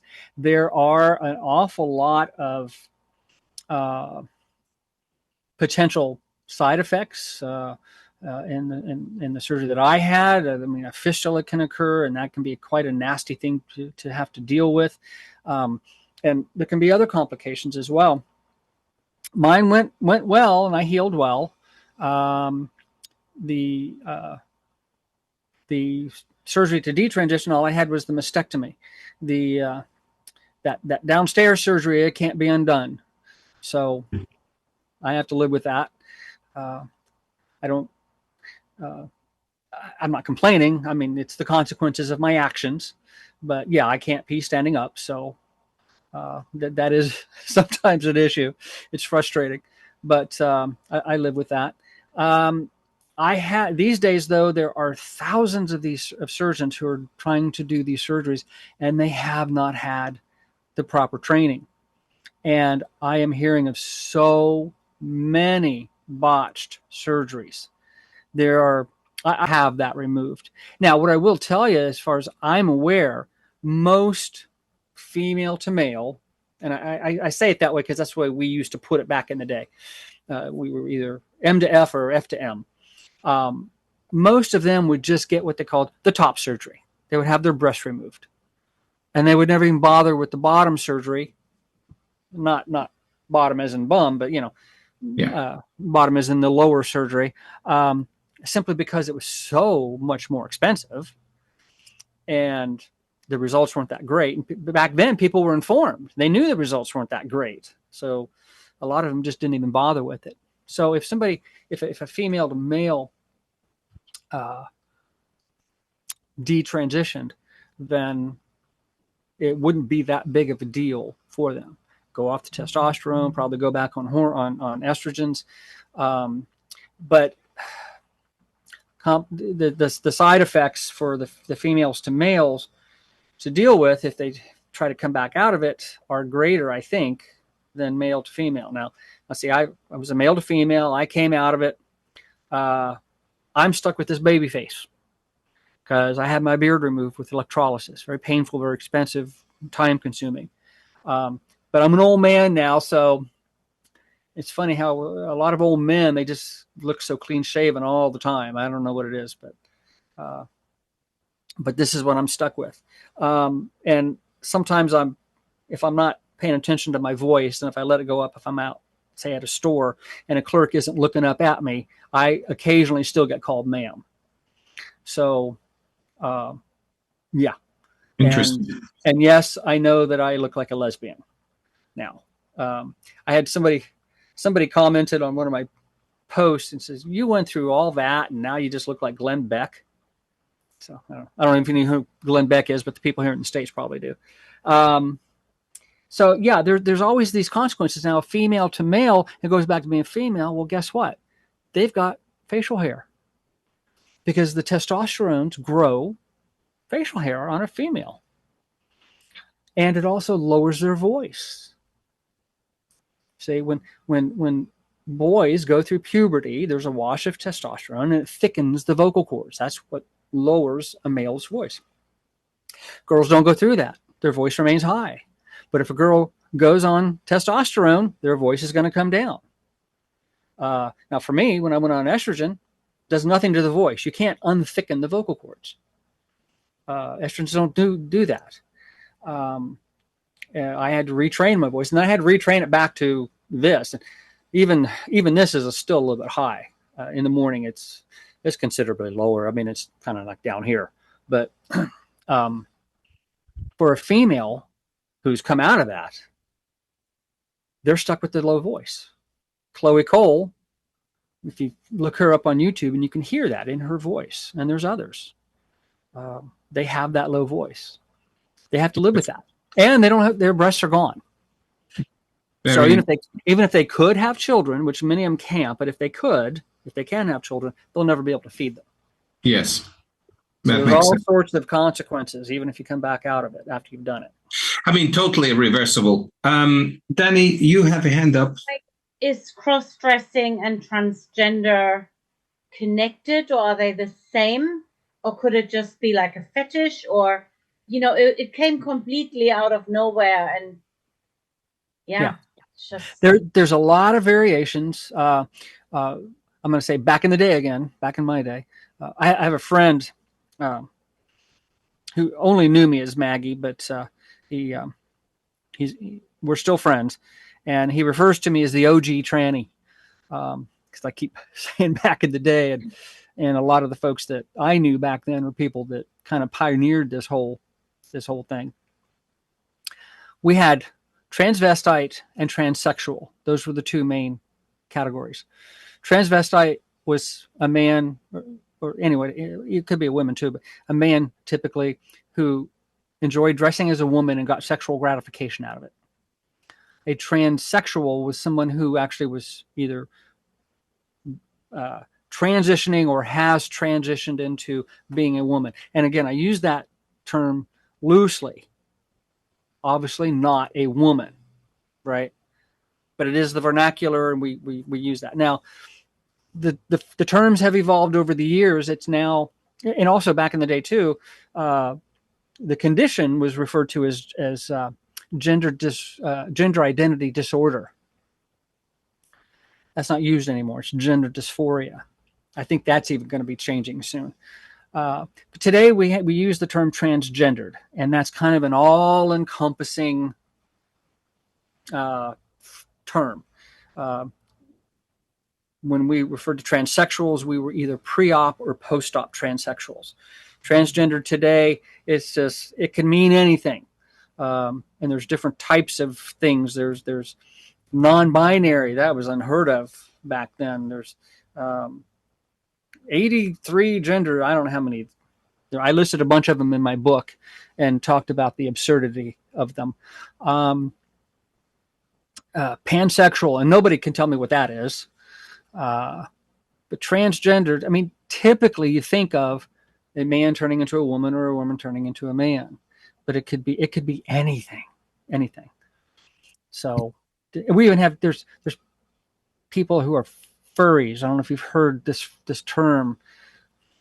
Species, these people pretending to be animals, and they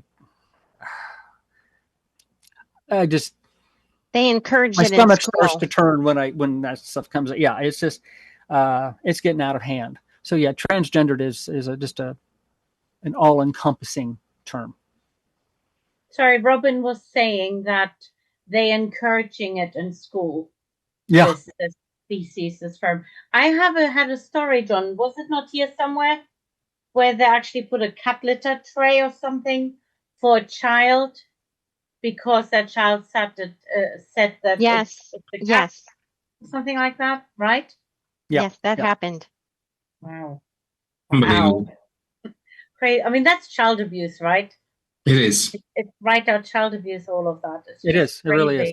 How does drag queens relate to transgenderism? Is there a relation here?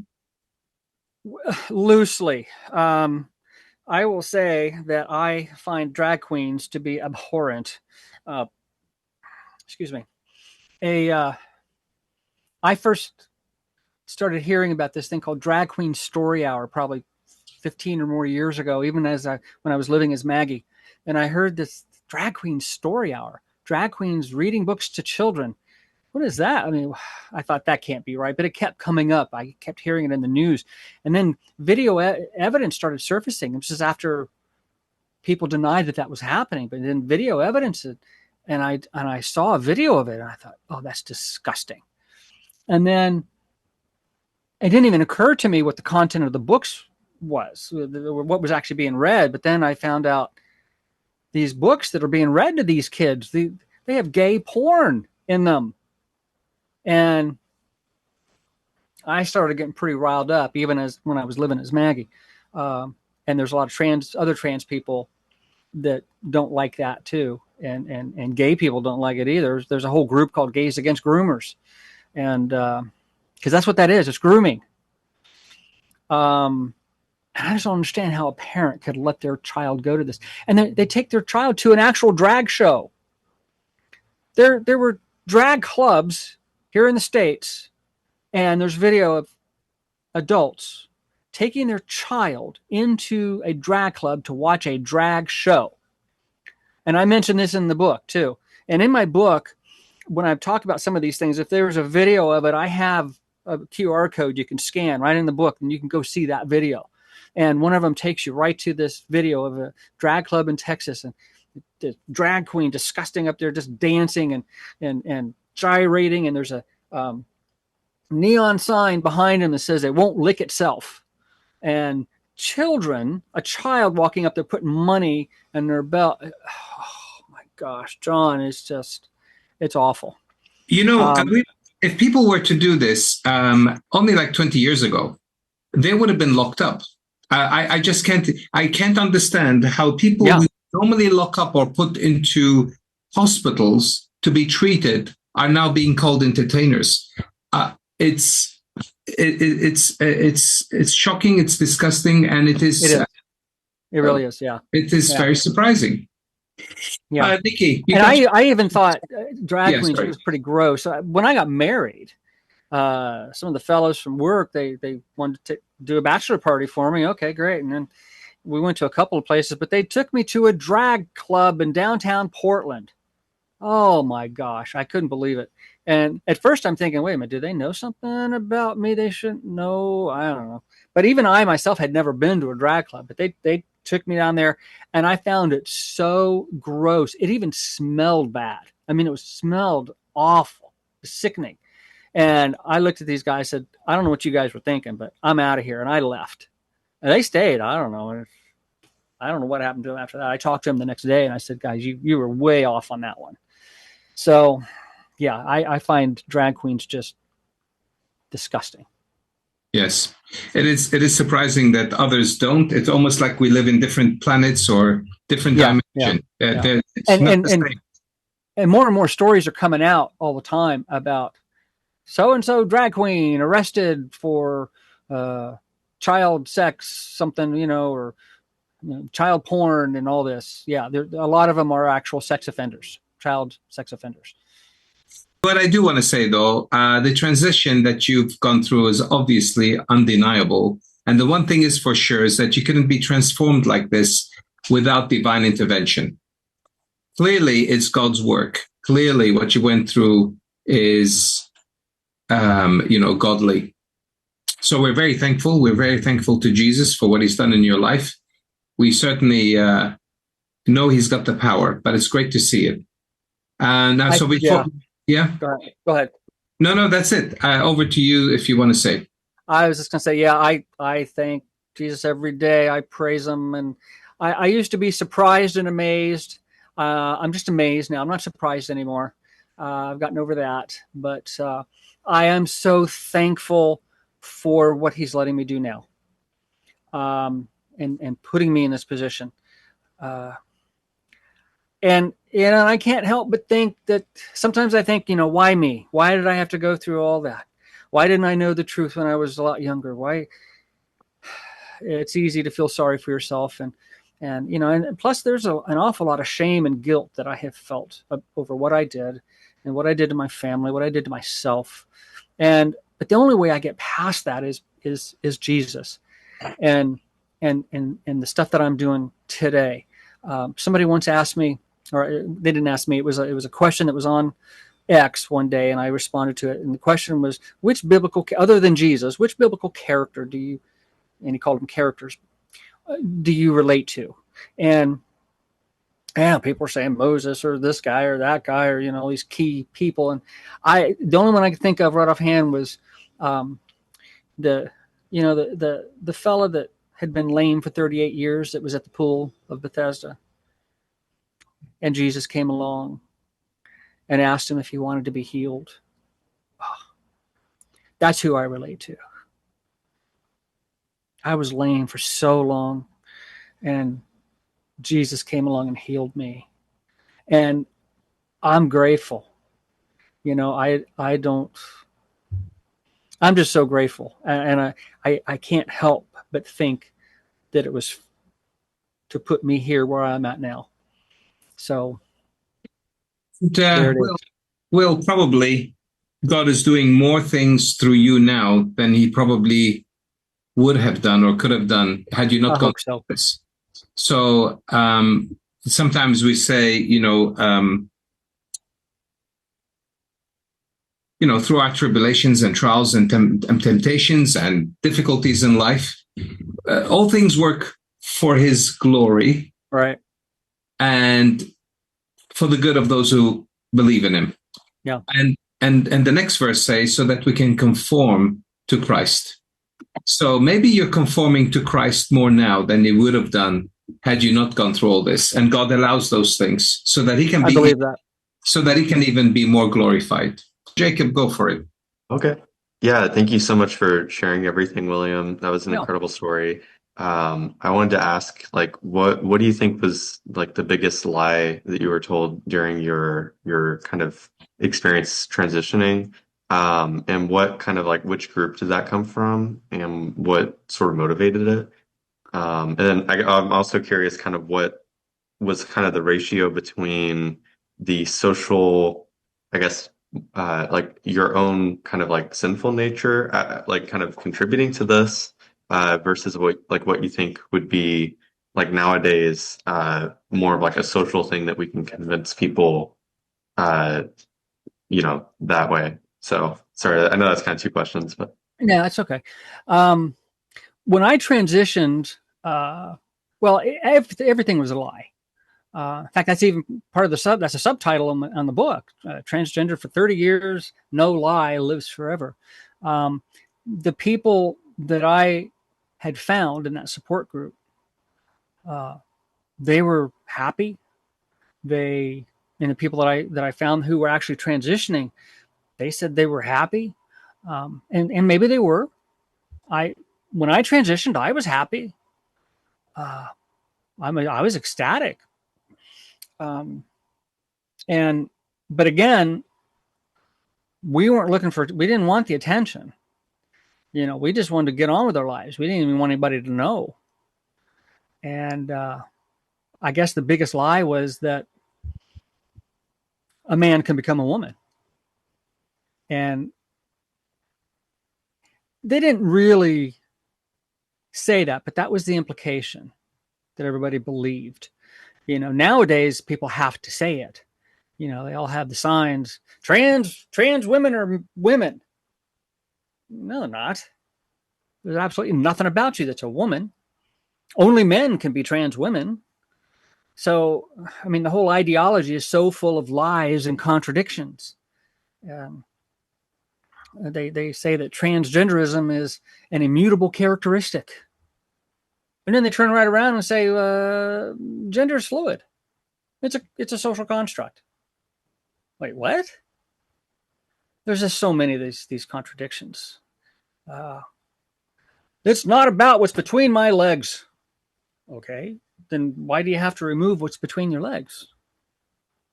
I have a whole list of them in another presentation. So everything about it is a lie. Everything they say, if it's coming out of their mouth, it's a lie. Let's put it that way. The doctors lie because they're trying to make money. The doctors will say that puberty blockers and cross-sex hormones, they're safe and reversible. No, they're not. The puberty blockers, Lupron, that's what they give prison inmates to chemically castrate them, the ones that have been convicted of sex crimes. They're not safe. They're not reversible. The surgery is not reversible. Puberty can never be paused and then restarted. Everything about it is a lie. The second part of your question, I think, was what part of it all was my own sinful nature? Well, all of it. All of it. I have a lot of friends now and people at church, and I've talked to my own pastor, and his younger brother is also a pastor. And I've talked to them both, and I asked them, when were you guys saved? And they said, high school. And I told them both, I said, it's people like you that really aggravate me. The last thing I was thinking about in high school was God. And at the time, I might have called them out on it. Oh, you're not, but their whole lives have lived it out. Is proof that they truly were. And sometimes I wish that I had known the truth back then. I get a little bit, it's easy to feel cheated or to feel jealous. The church I go to, we have a high school there too. It's just a wonderful high school, 900 students this year. And these kids, I'm looking at these kids. And when I was a kid, we were getting into so much trouble.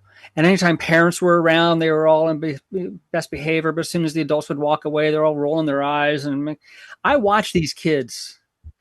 And when the adults walk away, they're not doing that. These kids are genuine. And oh man, I wish I had that when I was that age. I feel like, why did I have to go through what I went through and learn the truth so late in life? Well, I guess it's so that I could be glorifying God now and doing what I'm doing. God works everything for good. So here I am, I guess. This is my job now. So I'm not sure. Did I answer your questions? Yeah, that was great. Thank you so much. Okay. Thank you. Thank you. Well, that's great. Robin, go ahead. You're next.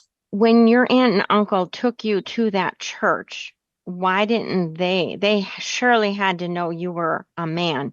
Why would they have not said anything? Good question. Yeah, when I transitioned, I lost half my family. My father was one of 8, and so I have a lot of aunts and uncles, and I think 24 first cousins just on my father's side. And I lost my father the night I told my parents what I was doing. He went ballistic, and expectedly, and the conversation went very badly. And in fact, the title of the book comes from that conversation, and it's explained in the first chapter. But yeah, he disowned me. My father and I were estranged for 23 years. And half the family broke off contact with me. The other half supported me, which was weird, but they did. And it was kind of down a certain line. Real Christians versus Christians in name only. And the family that supported me, those were the Christians in name only. But at the time, I thought it was great. It was nice to have that support. I had always been very, very, very close to my family. And like I said, my dad was one of 8, and all of his siblings had at least 2 or 3 kids. Some had 4 and 5 kids. I'm the only child in the whole bunch. And so having all those cousins, and a lot of them were close by in childhood, was like having brothers and sisters.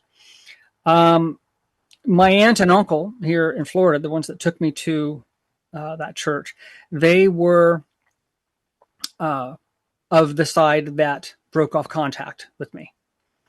And I had not talked to them for many years. And when I was living in the Northwest and I got word about my parents, my dad he was terminal. He had cancer and was in his last days. My mother and I were still in contact, but we had to be, for all those years, we would talk maybe every other week, but it was clandestinely. It was always in secret. My dad was never aware that we were still in contact. And I kept telling her that I'm ready to come down and take care of her anytime, because she was getting kind of old. And she couldn't take care of him anymore. And at this point, he's pretty much in hospice. And the night she finally agreed to let me come down and take care of her, I was going to pack up the next day and drive cross country. I got a phone call from my aunt, the one here in Clearwater, and which was surprising. But she told me that my mother died during the night. And I thought she meant my father, but no, it was my mother. It was very unexpected. So instead of driving cross country, I got on a plane and I flew back here. And my aunt and uncle, they picked me up at the airport. Yep. They never supported what I did. And they had never met Maggie before.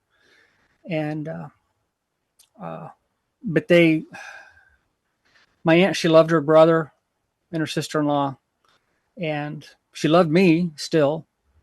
And they picked me up at the airport and they took me in. It was a tough time for everybody. It was very awkward. Like I said, it was the first time they had met Maggie, and it was difficult for them. Like I said, I was living a lifestyle they didn't support. And I'm a big proponent. I keep saying, do not affirm. But wow, this was a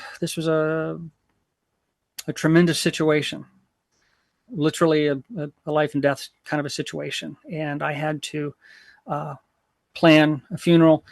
My dad wound up dying 9 days later after my mother. So we did a double funeral. And I will say that my father and I, and this was largely due to my aunt, my father and I had a literal deathbed reconciliation, and he died the next day. And yeah, I didn't get to see my mother. But it was kind of strange. I realized that if she hadn't died when she did, I would not have been here in time to reconcile with my father. So yeah, my aunt and uncle, they didn't like the way I was living. After the funeral, I had moved out and found a local place to stay while I was trying to deal with the house and the estate and everything for the next year. And they knew I went to church. They knew I passed, so they weren't in fear of anybody noticing. And they knew that I was a Christian in name only. So they asked me to go, and I went. Thank God they did. Well, I'm glad you did, and yeah. Thank you. Yeah. Right. So, by the way, William, I have a question for you. When you reconciled with your father, was that as Maggie or as William? Yeah, it was as Maggie. That was a tough thing. He in his final day, he was very frail. and he had had cancer that had metastasized just everywhere. And it was my aunt and a nurse that had conspired. And I was there every day with my aunt, but I was just kind of hanging out in the hall or in the waiting room. My aunt would go in and be with my father quite a bit. And she had to break the news to him that his wife had died, my mother. And the nurse, she met me, Maggie, and she was confused. She said she had asked my father if he had had any kids, and he said he had a son, but he hadn't seen him for so long. And so she was confused. So my aunt had to explain it to her. And anyway, they conspired and they wanted me to go in, and I said no. My father and I had a blowout way back when. I don't want to cause him any grief. And plus I'd rather remember him the way he was when we were still good. And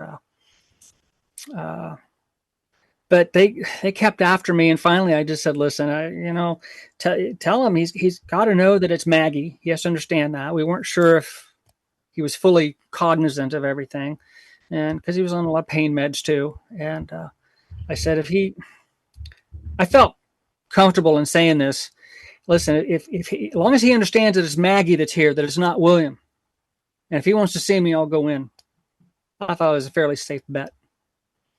And I said, if he can't speak, if you ask him this and he's okay, he wants to see Maggie. If he can't speak, if he can't answer, you just tell him to blink his eyes twice. Well, she went in and apparently asked him, and she came back out and she told me he blinked his eyes twice. And I go, oh man, really? And she said, I asked him a second time and he blinked his eyes twice again. I did not see that coming. I didn't think I was going to have to do that. And just then the nurse called out from, she was inside. She called out, he just said, send her in. So I went in, and man, that was a tough thing. But I saw him, and I went over to his bed, and yeah, I'm going to skip over this part. I'm going to lose it. It was a moment. It was that I'll cherish forever. So I just wish he was alive and he could see me now. Yeah. Sonja, go ahead and ask your question. Hi, thank you so much, William. I appreciate you sharing your story. So I belong to a campus ministry that's apologetics, and being on a campus, we're definitely on the front lines. I'll be making a presentation on LGBTQ but not necessarily using biblical evidence. So I'll be needing to lean into logic and reasoning and biology and science. Mm-hmm. And so a few things I'm thinking would be really good to maybe identify, and I would love your feedback if you've got some additional things you think I should include. I'm thinking of addressing our identity and the reductionistic view of LGBTQ, that we're so much more than just what that portrays our sexual identity, and that we are more than that, as well as design, how God has, basically wired our genetics and DNA, and that's scientifically evident, and the sexual parameters, which are rules that are meant and parameters that exist for our good, and that we should not be ruled by our passions. In fact, any passion that's out of control is not good for us, and that our feelings and our emotions don't determine truth. Would you have other areas that you think that maybe it would be wise for me to address, or maybe some of these that would not be wise? Well, yeah, there's a number of things. Dr. Frank Turek he does a nice presentation, and he on the whole transgenderism thing, and he's got a list of 5. I'd have to look it up. I'm not sure if I've got it handy. 5 things about transgender. I'm sorry. Oh, the 5 big lies of transgender. Yeah, and they're not scripturally based either. They're just They're just based on reality.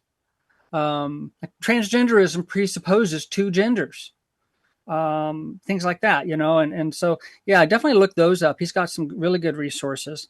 And if you want to contact me, go ahead and email me, and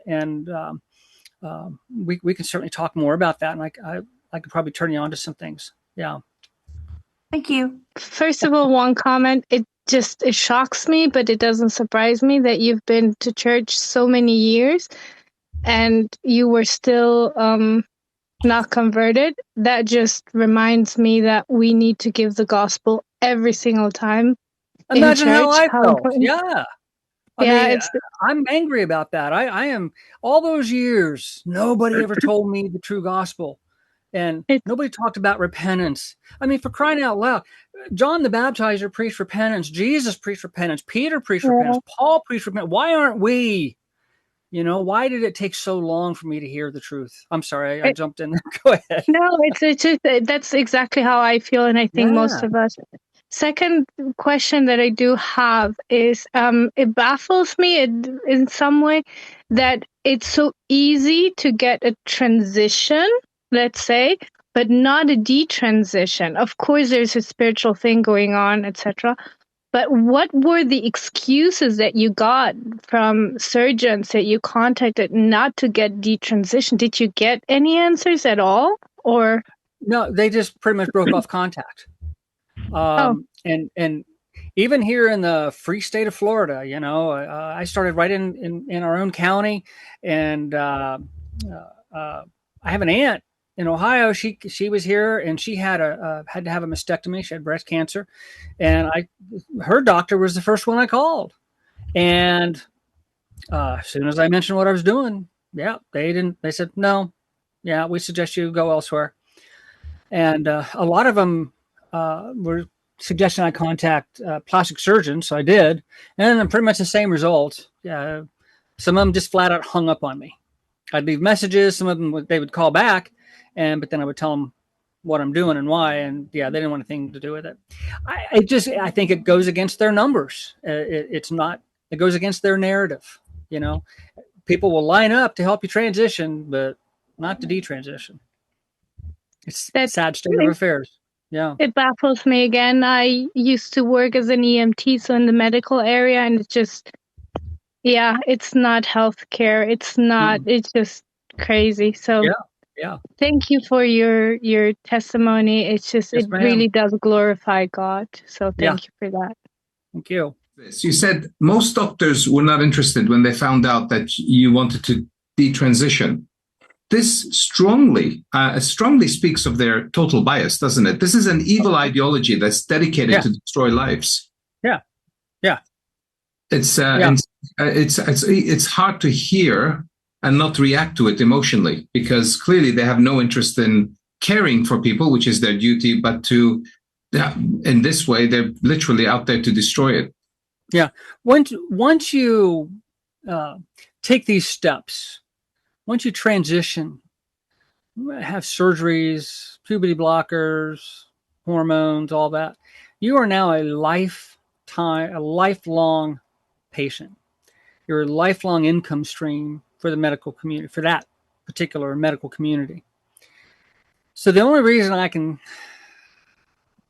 not the only reason, but one reason I just thought of as to why a doctor might say no is as a professional courtesy. He didn't want to take away that revenue stream from other doctors. I don't know.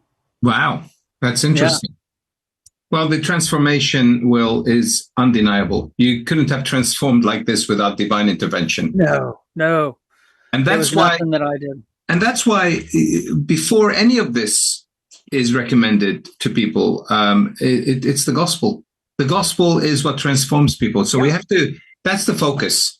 We give them the gospel so that they know what is right and wrong is not based on how we feel, but is based on God's word. Because if it's based on how we feel, then boy, we're going to come out messed up, which is a demonstration. This ideology is a good demonstration of that, if nothing else. Yeah. Faith comes in the hearing, brother. Absolutely. That's right. I mentioned I do talk with some trans folks and stuff. And oftentimes we get to a point and they might say something, well, you just hate me because I'm trans. And I said, have I even mentioned trans? I haven't even, you're the one that just brought that up. Think back, we've not even talked about it. We don't have to. It's like I said in my own journey, yeah, I realized that my lifestyle was sinful, sure. But that's not what convicted me. All of a sudden I realized I stood condemned just based on the lies that I told and the things that I stole or I dishonored my parents, That's our nature. We stand condemned. No one is good. Not one. We've all sinned and fallen short of the glory of God, as we all know. So we've done a lot of interviews with people who are homosexuals. Some of them are up there hitting the highest maximum view, get the maximum views. We're talking like hundreds of thousands. And we don't mention homosexuality once, but we talk about homosexuals. And to be honest with you, they leave convicted for sure. Yeah. In fact, they will mention it. They're the ones who also mention it in interviews. Yeah. I've had, people saying to me, you do know, I'm homosexual. And I'll say, yeah, I kind of figured. And I'm jealous and envious or prideful, Yeah. So. Nobody's above the law, God's law, and I think this is, the Christians have done a disservice to people that picked on this one thing, like it's the only sin that's going to take them to hell. Yeah. Hey, we got we got 10 cannons pointing at us. I get that all the time. I'm gay. I said, okay, wait till you hear what I've done. Yeah, okay. I hear you. Yeah. You're still welcome. Yeah. And, I get a lot of folks that even they'll say, I'm gay and I'm Christian. Well, no, you're not, but, they think they are. And they have their own ideas of what the Bible says, even though they've never read the Bible. So they're pretty easy to figure out, but to try to still talk with them lovingly and to try to convince them that they're not seeing the whole picture, they're being misled. It's a tough thing to do. Yes. The drag culture, drag queens. Mm-hmm. Is that to do with transgender, or is that just an act, or is it a mixture? Or that's a whole very strange subculture. It's mostly gay men. It is gay men, is it? Yeah. And it turns out that there's a fairly high percentage of pedophiles within that subculture. That's why they aim for the kids, right? Mm-hmm. When I was still living as Maggie 15 years ago, and that's when I first started hearing about this something called Drag Queen Story Hour.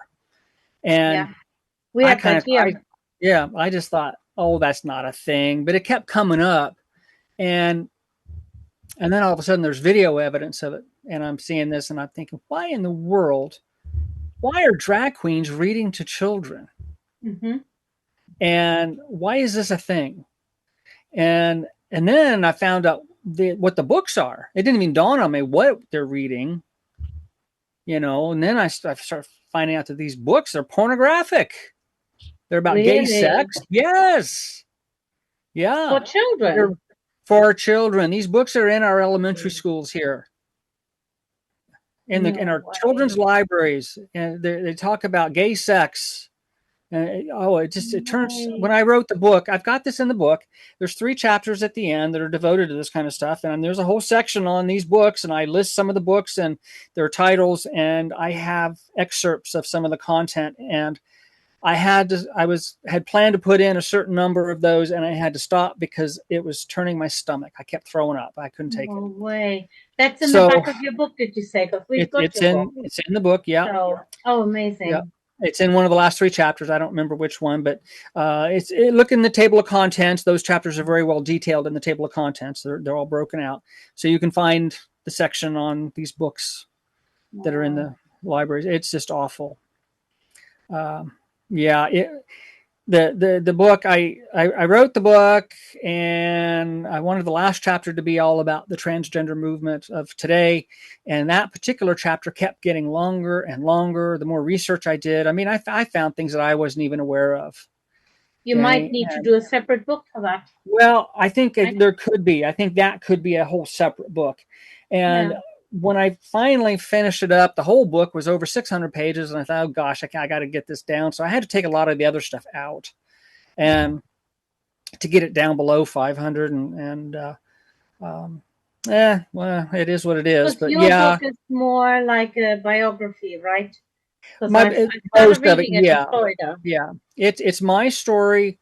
It starts off that night that I told my parents what I was going to do, and that's where the title of the book comes from. And then it goes back.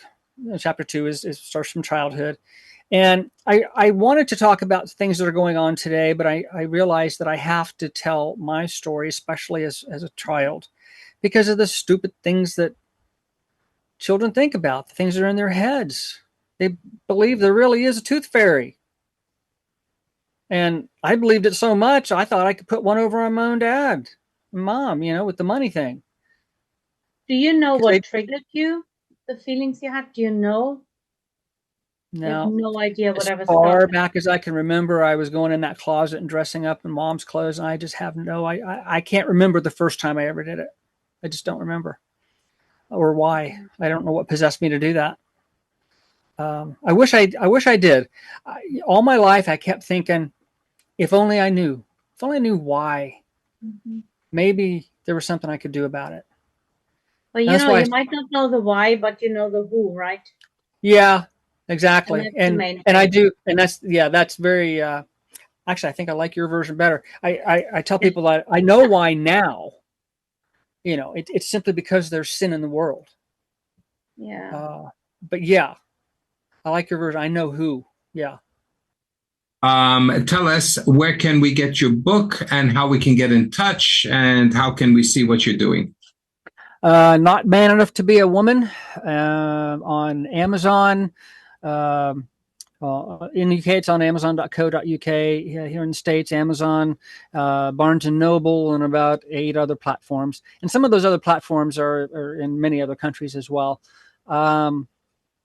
I'm on X, follow me, formerly Twitter, follow me there, at WMALLEN 2024. I'm on Facebook, WMALLEN 2024. And you can email me at wmallen2024@gmail.com. At least for now, anyway. There'll be a new address once I get the Transform Life outreach up and going.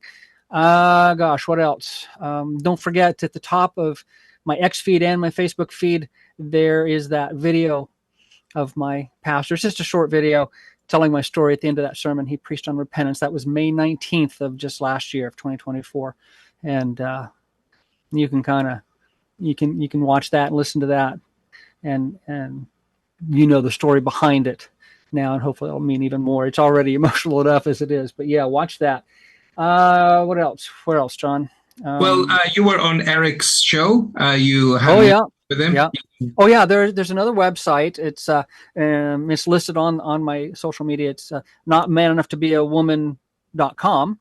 That's the website for the book. So you can go there, and there's more information about the book. But if you go to, I'm not sure if it's in the about. It's in one of the pages. There's a listing of, I think, 3 other interviews that I've done, and the one I did with Eric is there. The full interview. It's about an hour and 25 minutes. And I think that was a really good. That was a good conversation we had. And there's a couple of others there as well. So yeah, feel free to go out there and watch those, and you can use those if you like, spread those around. There's quite a few others that I'll eventually have listed on the Transform Life Outreach. And that particular one is on creationtoday.org, or they can go on YouTube at Creation Today and find you there.